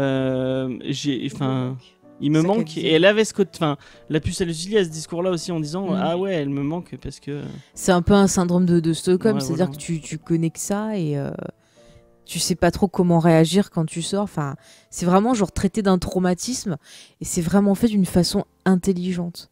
Parce que ça va pas choquer le gamin, il va peut-être pas comprendre cette connotation-là, mais ça va être aux parents, par exemple, de pouvoir utiliser peut-être le dessin animé pour un jour, ben peut-être voilà, tu vois, dans ce dessin animé il y avait ça, et ben en fait ça raconte ça. Je trouve que c'est plutôt pas mal. Et d'ailleurs, pour en revenir à la fusion de Connie et Stevenie, c'est clairement un personnage non binaire et qui du coup c'est une conversation qui peut y avoir aussi. C'est un personnage qui n'est pas féminin, qui n'est pas masculin, et c'est vrai que c'est même un point de scénario à certains moments quand Non mais je suis d'accord, c'est super bien abordé parce que ça te montre que ces questions-là, au final, tu t'en fous. Le plus important, c'est l'être en lui-même, ce qu'il est, comment il est, ce qu'il t'apporte, et de savoir si c'est un homme, une femme, ou voilà, ou aucun des deux, s'il décide de pas être... Alors, je sais pas comment on dit le pronom quand c'est non-genré, c'est Yel, non? Yel en français, Yel. c'est celui qui est le plus utilisé en tout cas. Ouais, voilà. Donc, je trouve que ces questions-là sont intéressantes. Il faut pas diaboliser la personne parce que elle veut pas, bah voilà, être dans des... Enfin, où elle se ressent pas. Je sais pas comment expliquer ça pour ne pas heurter les gens, mais je veux dire, voilà, il faut pas diaboliser la personne parce qu'elle rentre pas dans, on va dire, votre vision classique. Ah bah, Steven, même en tant que personnage normal, il rentre pas dans ces cases-là. Moi, je pense à un épisode en particulier, merde, comment elle s'appelle déjà, où t'as la pote de Lars, merde, comment elle s'appelle celle qui tient. Celle qui tient avec les lui, le donuts, Big là. Donut. Ouais. C'est mince, ça finit par un i. Ouais. C'est... qui chante après. Attendez. Les Walking Dead là. Ouais. Il est trop bien le groupe. Walking Dead, pardon. Ça pète. En tout cas, elle doit faire un espèce de. Sadie, voilà. Merci. Elle doit faire un espèce de spectacle où du coup elle est habillée en rose avec des trucs flashy et tout, et elle doit danser et chanter, je crois, je sais plus. Et du coup au bout d'un moment elle a plus envie de le faire, je sais plus pourquoi, et c'est Steven qui va prendre sa place alors que le costume est clairement dessiné pour une fille.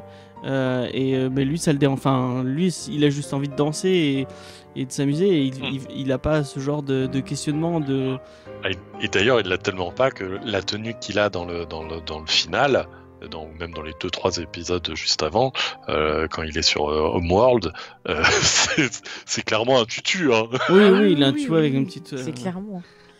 c'est en rose.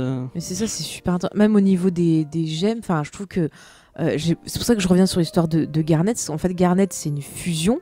Donc, c'est la fusion d'un rubis et saphir. Et c'est clairement de l'homosexualité qui est présentée devant l'écran. Mais c'est une super histoire d'amour. Et au début, c'est deux personnages qui se retrouvent rejetés parce qu'on leur dit « Ah bah non, c'est pas bien que vous soyez ensemble, ça se fait pas, c'est pas possible. » et tout. Pour les gens, je pense que si vous êtes encore là, vraiment...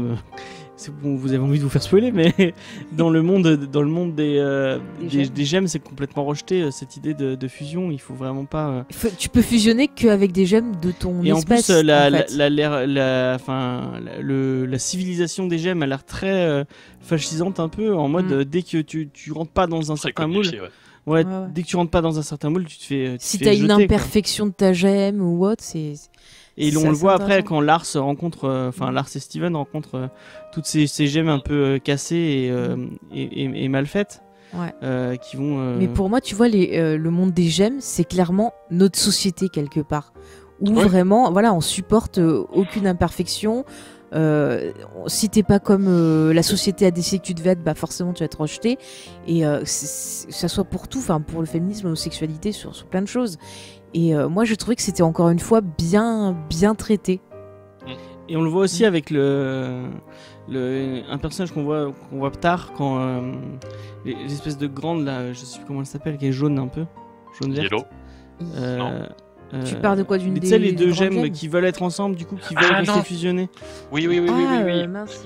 Celles qui viennent pour justement capturer. Steven. Je sais plus que le nom de. Ouais, j'ai oublié aussi. Je suis désolé, moi les gens qui ont vu voient de quoi je parle. Et du coup, elles fusionnent pour le travail entre guillemets, on va dire ça. Mais on voit qu'après en fait elles voudraient être ensemble et qu'elles sont elles sont en couple, mais comme c'est pas vu, et encore une fois, il y a peut-être une histoire de coming out où elles sont pas sorties du placard ou quoi que ce soit, en se disant. Et c'est ça. Puis tu vois la souffrance. Je repars sur Garnet. Oui, on voit qu'elle souffre. Mais tu vois, par exemple, Garnet, il y a ce moment où elle se sépare quelque part et elle réfléchit et finalement elle va prendre conscience que elle peut pas vivre sans l'autre, elle s'aime, et t'as cette très belle déclaration d'amour qui se finit par un mariage qui est un des plus beaux mariages que j'ai vu dans une série. C'était vraiment cool, quoi. Ouais, d'ailleurs, c'est, je trouve, quelque chose de vachement bien, ce moment où elle se sépare et où en fait justement c'est pile l'opposé d'une relation abusive. C'est-à-dire que on peut se dire elles sont tout le temps fusionnées ensemble, ça peut du coup être un petit peu genre c'est un peu trop collé, mais en fait justement il y a ce moment où leur séparation, ça leur sert à se dire non mais on a envie d'être comme ça. On s'en rend compte maintenant là qu'on est séparés, on a réfléchi, est-ce qu'on a envie d'autre chose? Et non, c'est de ça dont on a envie. Et je trouve que c'est quand même quelque chose de vachement bien, en plus de montrer comme exemple de peut-être le couple principal de la série, un couple à la fois très fusionnel et à la fois qui peut à un moment remettre en question ça, parce que le but c'est quand même de pas s'oublier complètement dans le couple et C'est de ça. aussi réfléchir à qui on est en tant que personne unique. Et il y a plein de petites leçons comme ça qui sont pas forcément en plus surlignées au stabilo et où on les comprend comme ça de manière assez intuitive, mais il faut quand même y revenir un petit peu ou essayer de les décrypter pour voir ce que la série nous raconte. Ouais, et c'est en plus ça, tu vois, la notion de couple, de savoir qui on est au sein d'un couple en dehors, c'est vraiment quelque chose d'universel. C'est pas propre, voilà, des personnages homosexuels, donc tout le monde peut comprendre ça. Je veux dire, moi, c'est quelque chose qui m'a parlé. Toi, James, ça t'a parlé aussi, je présume. Ouais, bah oui. Oui, ça t'a parlé. Bah oui, ça parle à tout. Enfin, c'est universel, quoi. Oui, c'est ça. On a tous besoin de. On le voit dans même dans notre couple à nous. Dans la vie de tous les jours. Mais c'est vrai que nous, par exemple, on pourrait être une fusion. Hein. Parce qu'on est... Non, mais je dis pas ça pour nous la péter, mais c'est vrai qu'on nous dit souvent qu'on est très fusionnel, même si des fois on se chicane et tout. Mais je vous jure, on est très fusionnel. Et c'est vrai que des fois, c'est bien. Non, dans notre entourage, on l'a même. On nous l'a reproché des fois aussi. De trop. Et c'est comme ça qu'on veut. Enfin, il faut que tout le monde soit heureux. Dans ce couple, c'est pas quelqu'un qui se met en arrière pour l'autre. C'est ça, il faut pas se sacrifier. Ruby et Saphir, elles se sont complètes que en tant que Garnet, elles se sentent pas complètes autrement. C'est ça, mais c'est vrai que quand on est un couple fusionnel, des fois c'est bien quand même de prendre du temps pour soi, pour se repositionner, savoir qui on est. Mais c'est vrai que souvent on se rend compte que finalement, on est bien que quand on est avec l'autre. Donc moi je comprends tout à fait et je valide ce message. N'est-ce pas, James ? Il y a aussi toute une thématique qui est vachement intéressante, je trouve, sur le non-dit et sur qu'est-ce que, en tant que parent ou en tant que, parce que au final, il y a beaucoup de secrets dans cette famille un peu dysfonctionnelle. Elles racontent peu de choses à Steven.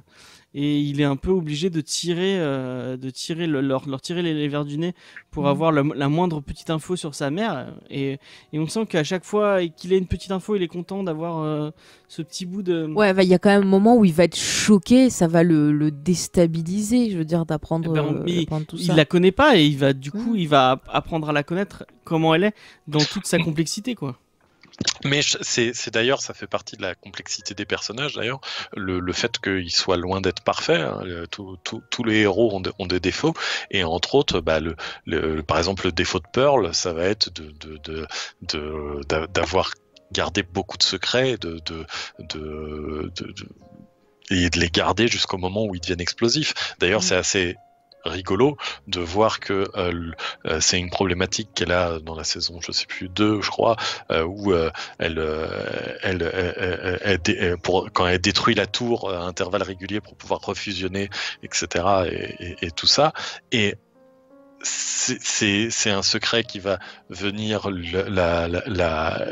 exploser sa relation avec Garnet pendant un long moment, et pourtant elle a toujours ce secret vis-à-vis de Rose qu'elle va garder encore pendant très longtemps. Et c'est vrai que il y a ce côté-là. Si Pearl a un défaut, c'est celui-là, c'est de pas être assez ouverte sur ce qu'elle fait. Mais je pense que quand on voit on a la révélation du secret, moi ça m'a expliqué. J'ai compris vraiment plein de trucs. Pourquoi elle était tout le temps parce qu'on a l'impression qu'elle est tout le temps sur le bord de la crise de nerfs. Elle va s'énerver très très vite. Et c'est parce qu'elle est rongée par ce truc en fait. Oui, ça la stresse. Mais c'est horrible parce que tu vois, on te présente le perso de Rose comme étant la perfection incarnée, puis tu te rends compte qu'elle a demandé quand même à son ami de garder un truc qui est vraiment très très grave. C'est dur. Et très dur à garder. Et c'est horrible de demander ça, puis on voit qu'elle n'était pas si parfaite que ça, que... Ouais. Enfin, c'est horrible. Et puis, ne serait-ce que pour Steven, on se retrouve avec un petit garçon qui se retrouve à devoir porter sur ses épaules l'héritage qu'a laissé sa mère, et il se retrouve à devoir affronter les conséquences des agissements de sa mère, alors que lui, il est pour rien. Et c'est très très dur pour un petit garçon qui veut se construire. Et puis ça casse aussi l'image qu'il a de sa mère. Il se rend compte que l'image qui s'était fait dans sa tête, c'était pas du tout ça. Et du coup, il est complètement perdu. Et je trouve que c'est très En plus, très on peut voir ça un intéressant. peu comme un caprice de la part de Rose, qui est bon, bah là, on est parti dans le spoil Oui, complet. tu peux y aller. Hein. Où bon bah Rose Quartz au final n'est pas Rose Quartz mais Rose Diamond, enfin Pink Diamond, Qui se fait passer pour un quartz pour pouvoir en fait s'échapper de tout ça et aller sur Terre, et puis elle se rend compte que bah voilà, ils sont esclaves sur Terre, et elle va. Et en fait se c'est un rebeller. caprice un peu si parce elle arrive ça. pas à affronter ses sœurs entre guillemets, Mhm. elle arrive pas à... Bah, en fait, tu te rends compte que le perso, il est lâche. ouais voilà. Moi, je l'ai ressenti comme et ça. même moi je trouve qu'elle a, enfin je sais pas si vous êtes d'accord avec moi, Elle est lâche je trouve et qu'au menteuse. niveau de sa relation avec Pearl, elle l'utilise complètement. Ah, Pearl mais totalement, c'est elle sait abusif. que Pearl a... Je sais pas si c'est aussi simple qu'elle l'utilise, parce que en fait, faut voir qu'elles ont une relation qui dure des centaines d'années, et le truc, c'est que la relation qu'elle a avec Pearl et passe par des fusions, donc par, on l'a dit, soit une sexualité, en tout cas un sentiment amoureux très profond, et tout ça. Et le truc, c'est que t'as du coup, dans tout l'épisode Mr. Greg, il y a ce truc où il y a dans une de ses chansons où Pearl explique qu'en fait, à chaque fois que Pink ou Rose, bon bref, allait vers quelqu'un d'autre, elle revenait toujours vers Pearl après.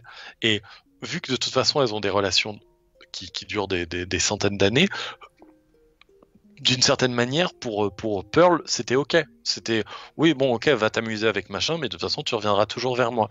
Et pour moi, pour le coup, elles avaient une relation vraiment de couple. Alors peut-être d'un couple où pas assez équilibré, justement, dans le sens où Pearl n'était pas forcément complètement ok avec, par exemple, les incartades de Rose, mais elles étaient quand même en couple et sur le long terme, et voilà. Et c'est l'irruption de Greg dans la vie de Rose qui vient chambouler tout ça, et de manière très rapide en fait. C'est de ce qu'on comprend, ça a pris 2-3 ans peut-être, ou peut-être un peu plus, mais en tout cas quelques années, là où dans la vie des gemmes, ça représente vraiment très peu de temps. Mais moi, tu vois, c'est marrant, leur couple, j'ai plus l'impression que en fait, Rose, c'était un peu pour s'assurer. Enfin, moi, c'est comme ça que je le ressens. J'ai l'impression que c'est pour s'assurer que Pearl donne pas son secret.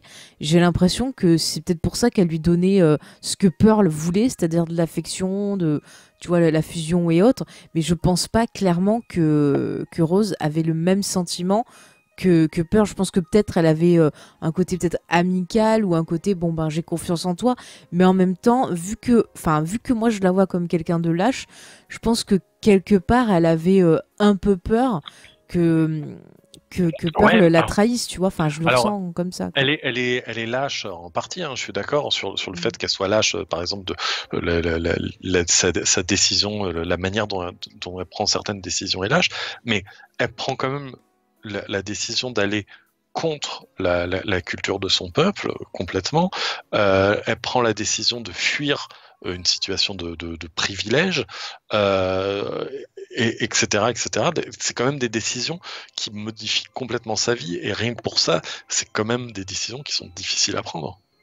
Oui, mais bon, quand même, quelque part, elle s'en va de son devoir. Elle aurait les prend pu parce qu'elle a pas affronter, envie quoi. d'affronter. C'est ça aussi. Tout ça, toutes ces décisions qu'elle prend, c'est parce qu'elle a pas envie d'affronter. Ouais, et en même temps, par contre, tu vois, moi, ce qui me gêne, c'est que en prenant cette décision-là et en poussant d'autres gens à combattre, quelque part, il y a des gens qui meurent pour elle, mais ils savent pas vraiment pourquoi ils meurent. Il y a eu beaucoup Donc, de c'est un dommages peu collatéraux triste, quand même, hein, parce on en a pas parlé encore pour les gens qui. Il y a beaucoup de gemmes qui sont mortes de cette guerre pour elle, quoi.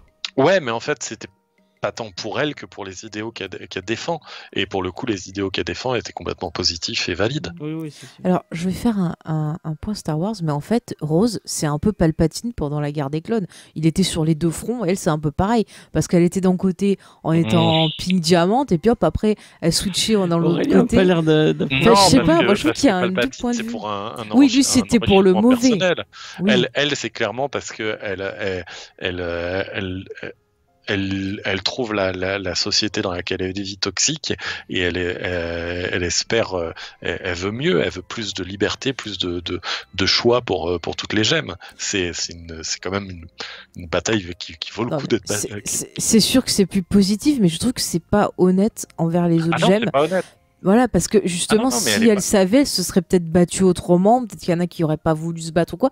Mais je veux dire, quand on se sacrifie pour une cause, c'est la moindre des choses que de savoir exactement dans quoi on tombe. Et j'ai l'impression qu'il y a quelque part une manipulation. C'est-à-dire qu'elle n'a pas fait le combat que les gemmes qui sont morts pour elle ont fait. Et c'est ça qui me. Je sais pas, dans le sens où, oui, il y a une manipulation, mais la manipulation, elle est plus envers Pearl et envers ses proches que envers sa cause et les batailles, dans le sens où.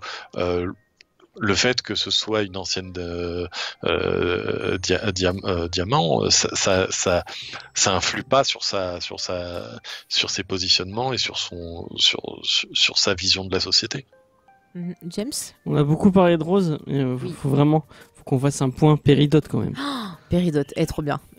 Explique-nous qui est Péridote, James. Alors Péridote, c'est une autre gemme qu'on va voir arriver au fur et à mesure dans les gemmes de cristal, qui va devenir totalement une gemme de cristal, alors que au départ, c'est plus une ennemie du... Ouais, c'est un peu un service de renseignement. Enfin, elle devait surveiller Steven, dire ce qui se passait, je crois que c'était au Yellow Diamond. Et les Péridotes, c'est des gemmes ingénieurs, c'est elles qui mettent en place ce qu'on appelle les... Comment on les appelle ça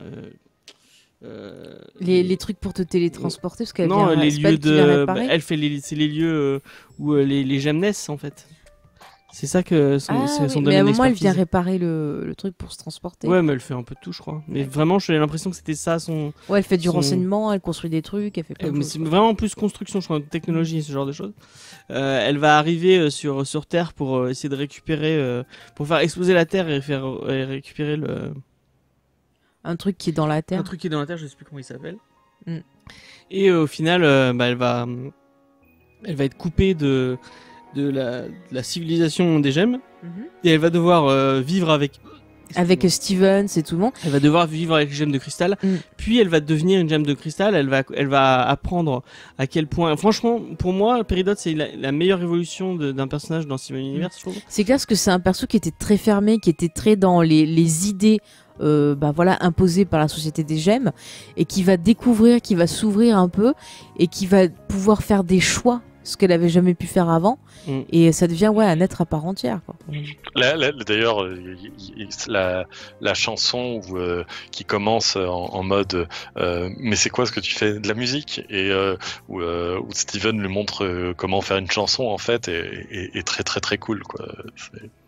Mais du coup, elle va apprendre de Steven. Steven, il va apprendre d'elle un peu de la civilisation gemme et comment les gemmes vivent. Ouais. Et elle va vraiment totalement se faire. Elle va aimer les séries. Ouais, elle va tomber amoureuse d'une série. Avec la puce, là. Une espèce de dégressie du pauvre, je sais pas quoi. Elle connaît par cœur. Elle va faire de l'art et tout. Elle va de l'agriculture même. Ah bah, elle est excellente. Puis là, le doublage, la voix du perso est drôle. Ouais, il est génial. Ouais, et puis le duo qu'elle forme avec Lapis Lazuli est vraiment très cool, quoi. C'est une espèce de couple, elle aussi, non Ah oui, c'est un couple. Moi, je pense qu'à un moment, elle fait une grosse dépression. Ouais, alors pour le coup, je sais pas si on n'est pas plus sur de l'amitié. Okay. À aucun moment, déjà, il y a une fusion entre les deux. Elles ont l'air de très bien s'entendre, mais il y a jamais l'affection qu'il peut avoir entre d'autres personnages, je trouve. Et d'ailleurs, parce qu'au début, elle ne sait pas que Garnet est une fusion, et quand elle apprend que c'est une fusion, elle va être choquée, et en même temps, elle va être... Enfin, il y a vraiment un sentiment... Ça la surprend, parce que peut-être elle ne connaissait pas, mais finalement, elle va accepter, parce qu'elle va voir, justement, la du coup, à un moment, elle lui propose de fusionner, et non, elle n'arrive pas à passer le pas de la fusion, en fait. C'est ça.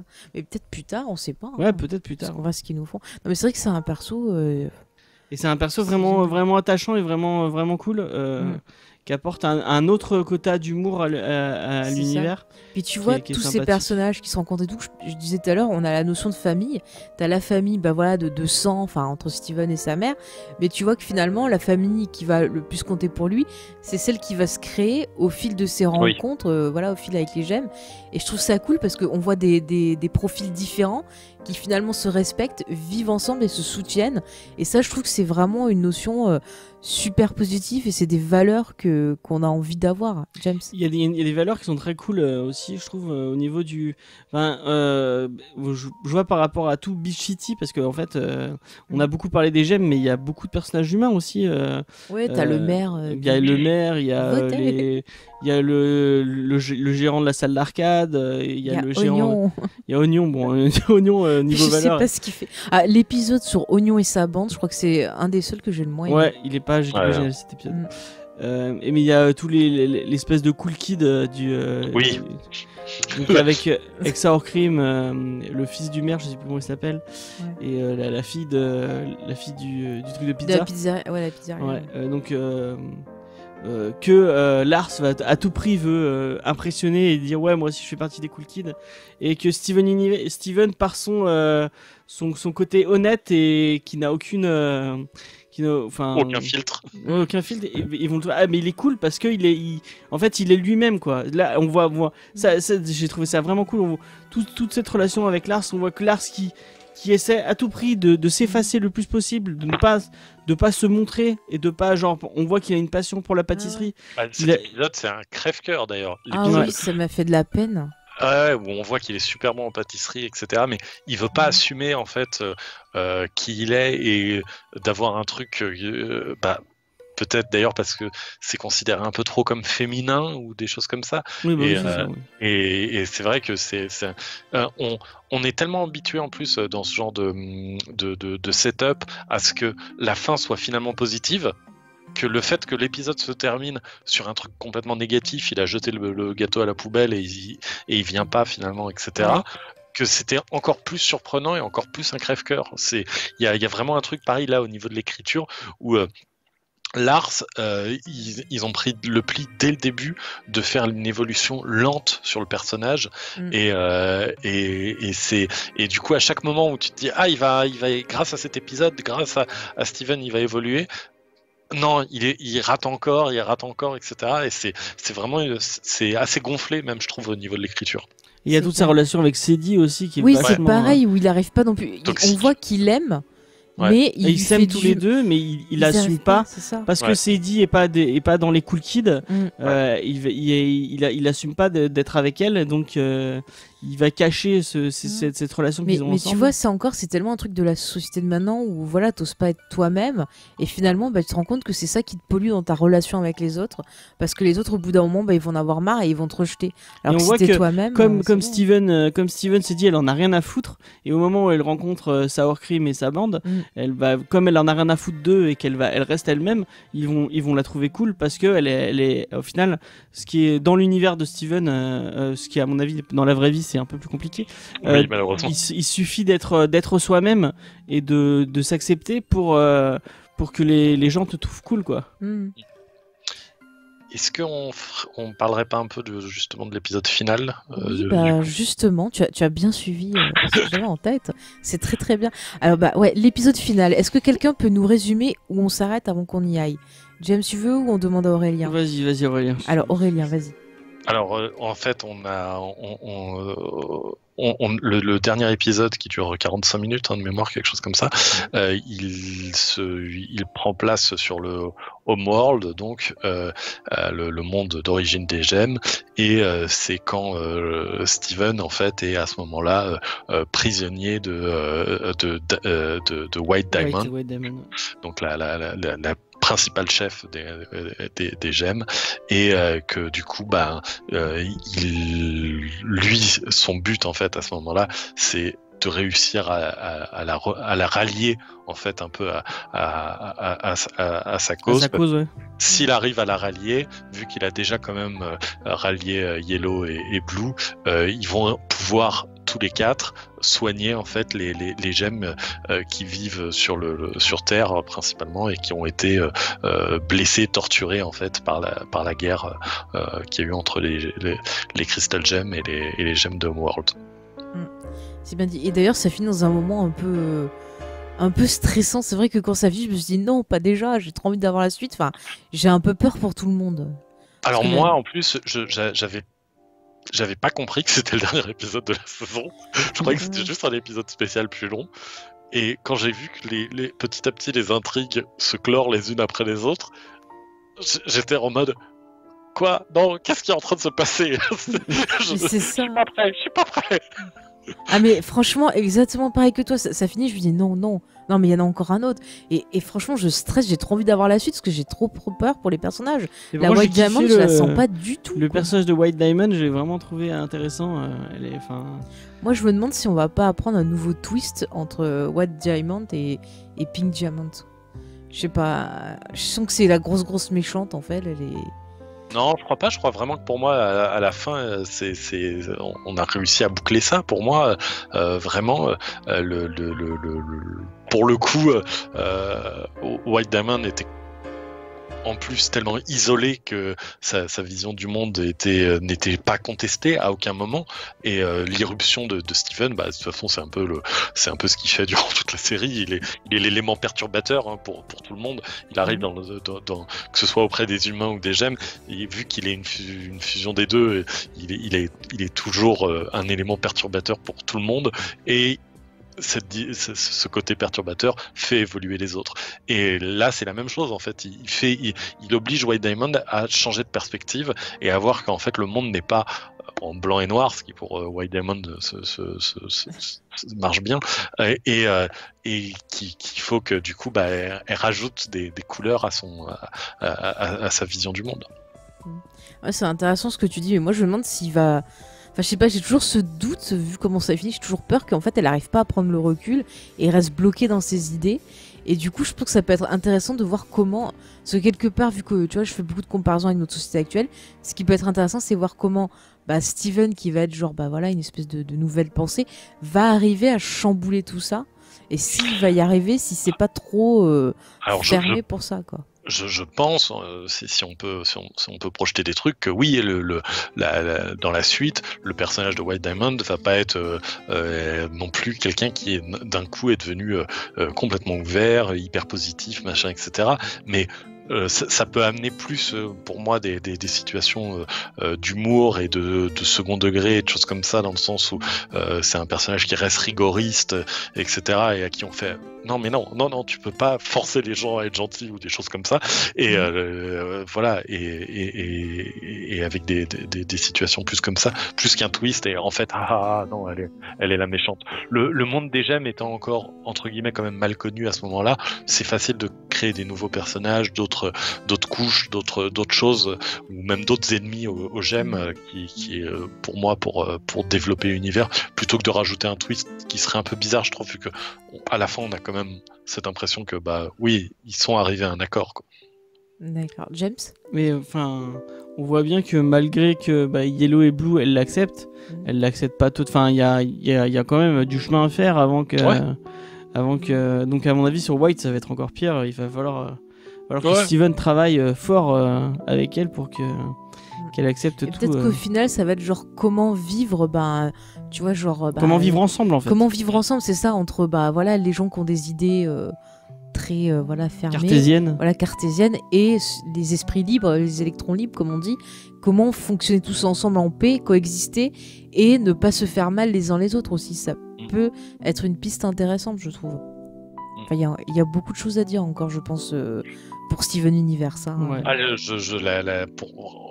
Même si les fils rouges sont fermés là, à la fin de la saison 5, il y a un univers qui est tellement riche, il y a tellement de personnages, et à la fois il y a un univers pour l'instant qu'on a fait qu'effleurer. Je veux dire, même sur Terre on a vu Beach City, mais on sait qu'il y a il y a quand même eu des cataclysmes sur Terre suite à la guerre entre les Crystal Gems et Homeworld, et il y a même des coins sur Terre sur lesquels il pourrait avoir encore des choses à visiter, et sans parler du reste de l'univers où du coup il y a des millions de choses à faire. C'est vrai que l'univers est intéressant, mais après, d'un point de vue des messages et des questionnements de la série, est-ce qu'au bout d'un moment, ils n'auront pas trop fait le tour? Et c'est peut-être pour ça que justement, peut-être la série, faut pas qu'elle ait une durée de vie trop longue aussi. Ah oui, c'est comme, faut s'arrêter au moment où on est au top, hein. C'est ce qui donne les meilleures œuvres, hein. On sait, mais c'est toujours frustrant en tant que spectateur ou lecteur. C'est clair. Mais j'avoue que... Pourquoi s'arrêter? Mais j'avoue que tu vois, j'arrive pas à imaginer comment la série pourrait finir. Est-ce que je sais pas. Dans un sens, comme elle a fini là, donc c'est vrai que ça fait d'autant plus bizarre. Après, je sais pas, peut-être que j'aimerais que ça finisse sur un Steven qui a vraiment su trouver sa place, su trouver son rôle. Et voilà. Là, il a pas encore même tous ses pouvoirs, à mon avis. Il y a plein de trucs à développer en dehors de ça. Parce qu'il a pas encore. Le fait qu'il soit un diamant, ça lui apporte. C'est ça, est-ce qu'il va pouvoir rester sur Terre aussi? Ça apporte plein de questionnements. On pourrait même se demander qu'est-ce qu'ils vont faire du zoo d'humains de Pink. Ouais. De Blue, je sais pas. Non, c'est Pink qu'il avait aussi. Non, c'est Blue. Non, c'était à Pink et Blue a repris le zoo quand Pink est morte, soi-disant. Ça aussi, c'est vrai que ce zoo, c'est un peu. Mais tu vois, ça te montre que quelque part, la mère de Steven, c'était pas non plus. Ah bah elle est problématique, il y a des... Elle était un peu esclavagiste. Il y a beaucoup de trucs qui posent problème. Non mais c'est vrai que... Ouais, je suis un peu... Non mais moi je me dis, la dernière image que j'aimerais avoir de la série, ça serait genre Steven, son père et les gemmes sur la plage. Avec Connie.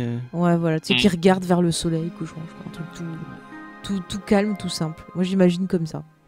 Bah écoutez, je pense qu'on a fait le tour là. Vous voyez d'autres thématiques, d'autres choses que vous voulez rajouter? Il y a encore plein. La série est tellement riche que.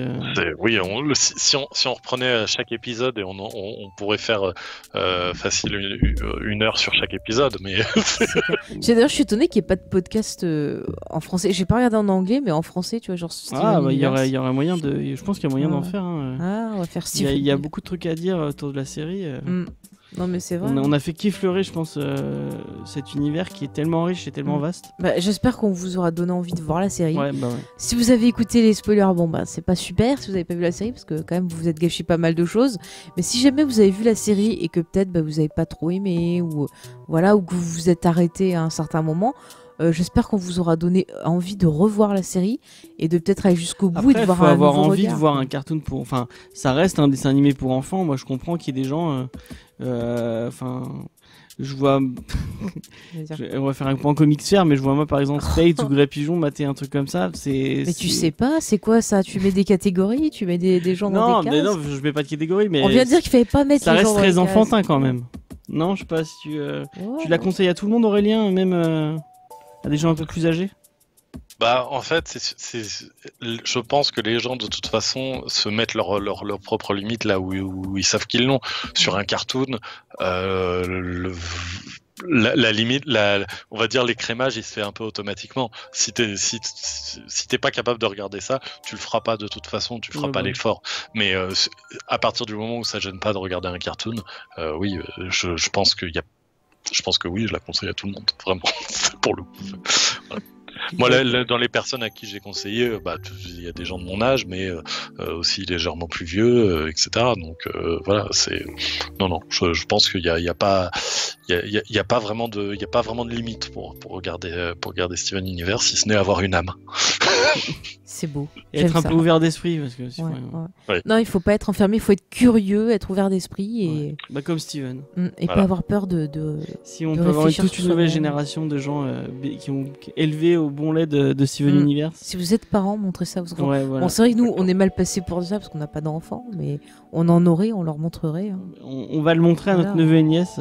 Écoutez, si un jour je suis enceinte, je montrerai déjà. Et vous pouvez jouer. Moi, j'ai pris le jeu vidéo sur mobile et il est pas. C'est un petit jeu vidéo simplet, mais c'est simple. Ouais, bah. Simple, tu veux dire. Ouais, bah, simple. Et il y a Attack of the Light qui est sur. Je crois qu'il est sur Twitch Attack aussi. of the Light. Attack of the Light, ouais, qui a l'air sympa, il faut que je le prenne. Ouais, il paraît qu'il est pas mal. Bon, il y a quand même quelques petits trucs. Il y a des artbooks, je sais, qui existent Ouais, sur Steven Il y a des Universe. artbooks, mais en anglais. Et toi, tu nous as dit donc du coup l'OST de Steven Universe, tu l'avais acheté, me semble. Ouais, j'ai acheté parce qu'ils ont sorti l'OST, c'était l'année Et dernière. du coup, ça regroupe les chansons sur. Il y a une bonne partie des chansons, ouais. Sur toute la série ou sur des saisons en particulier? Sur toute la. Je crois les toutes dernières, ils y sont pas. Mhm. Mais il y en a beaucoup, ouais. Et elle est en vinyle aussi, mais elle est très très chère en vinyle. Oui, puis elle est sur Spotify quand même. Pour Ouais, elle est ceux- Spotify. Ceux qui l'ont. ce qui est pratique quand même. C'est clair que Si c'est vous avez pratique. envie d'avoir le. Moi je l'ai pris sur Google Drive. Ou sur Google. Pas Google Drive, Google. Google. Google Music. Play. Ouais. Google Play. Ah ouais, mais il y a en CD aussi, non? Ouais, mais c'est pas dispo en France. Enfin, Ouais, il faut- par Amazon, on peut Ouais, pas. voilà, Amazon. Amazon, des fois, tu peux prendre des trucs qui sont. Dans les goodies, il y a des figurines pop. Si vous aimez les figurines pop, bah il y a des figurines pop de.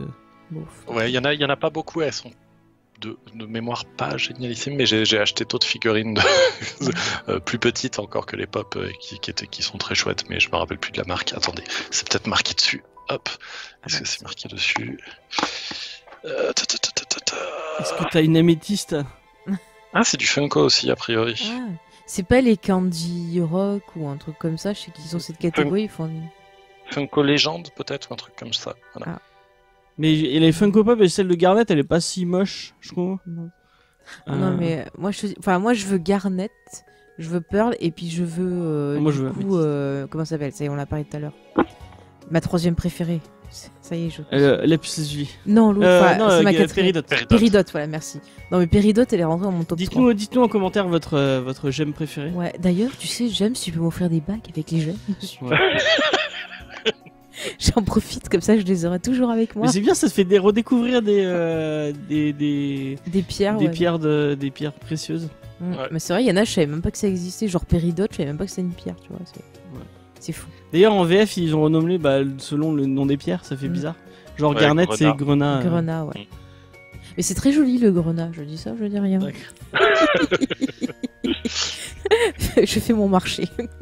Non. Bah écoutez, je pense qu'on est Ouais, on a fait un peu arrivé de temps, au bout. J'espère qu'on vous a vraiment donné envie de regarder cette série.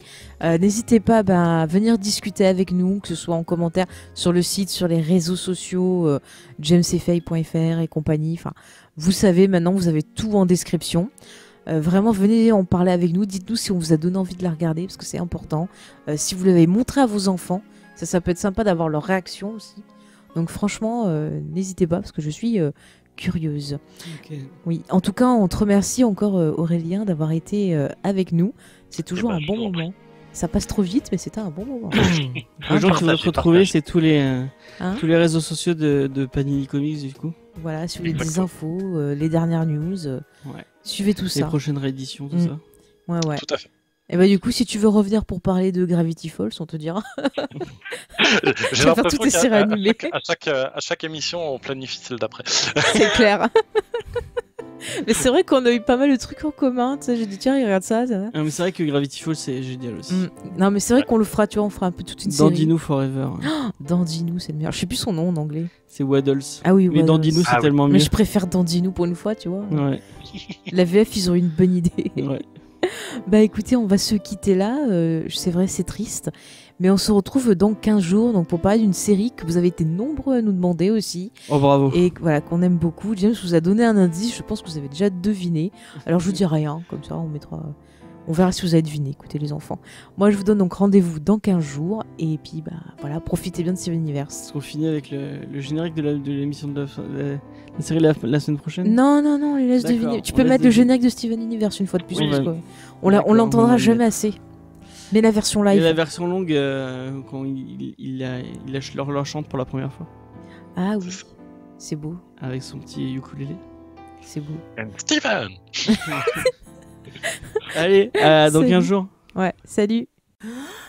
If you're evil and you're on the rise, you can count on the four of us taking you down. 'Cause we're good and evil never beats us. We'll win the fight and then go out for pizzas. We are the crystal gems.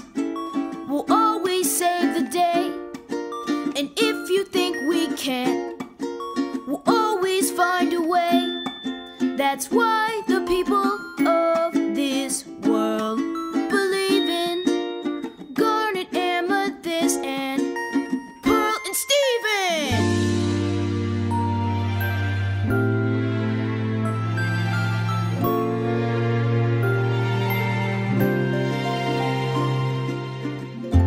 If you could only know what we really are when we arrived on Earth from out beyond your star, we were amazed to find your beauty and your worth, and we will protect your kind, and we will protect your Earth, and we will protect your Earth, and we will protect you.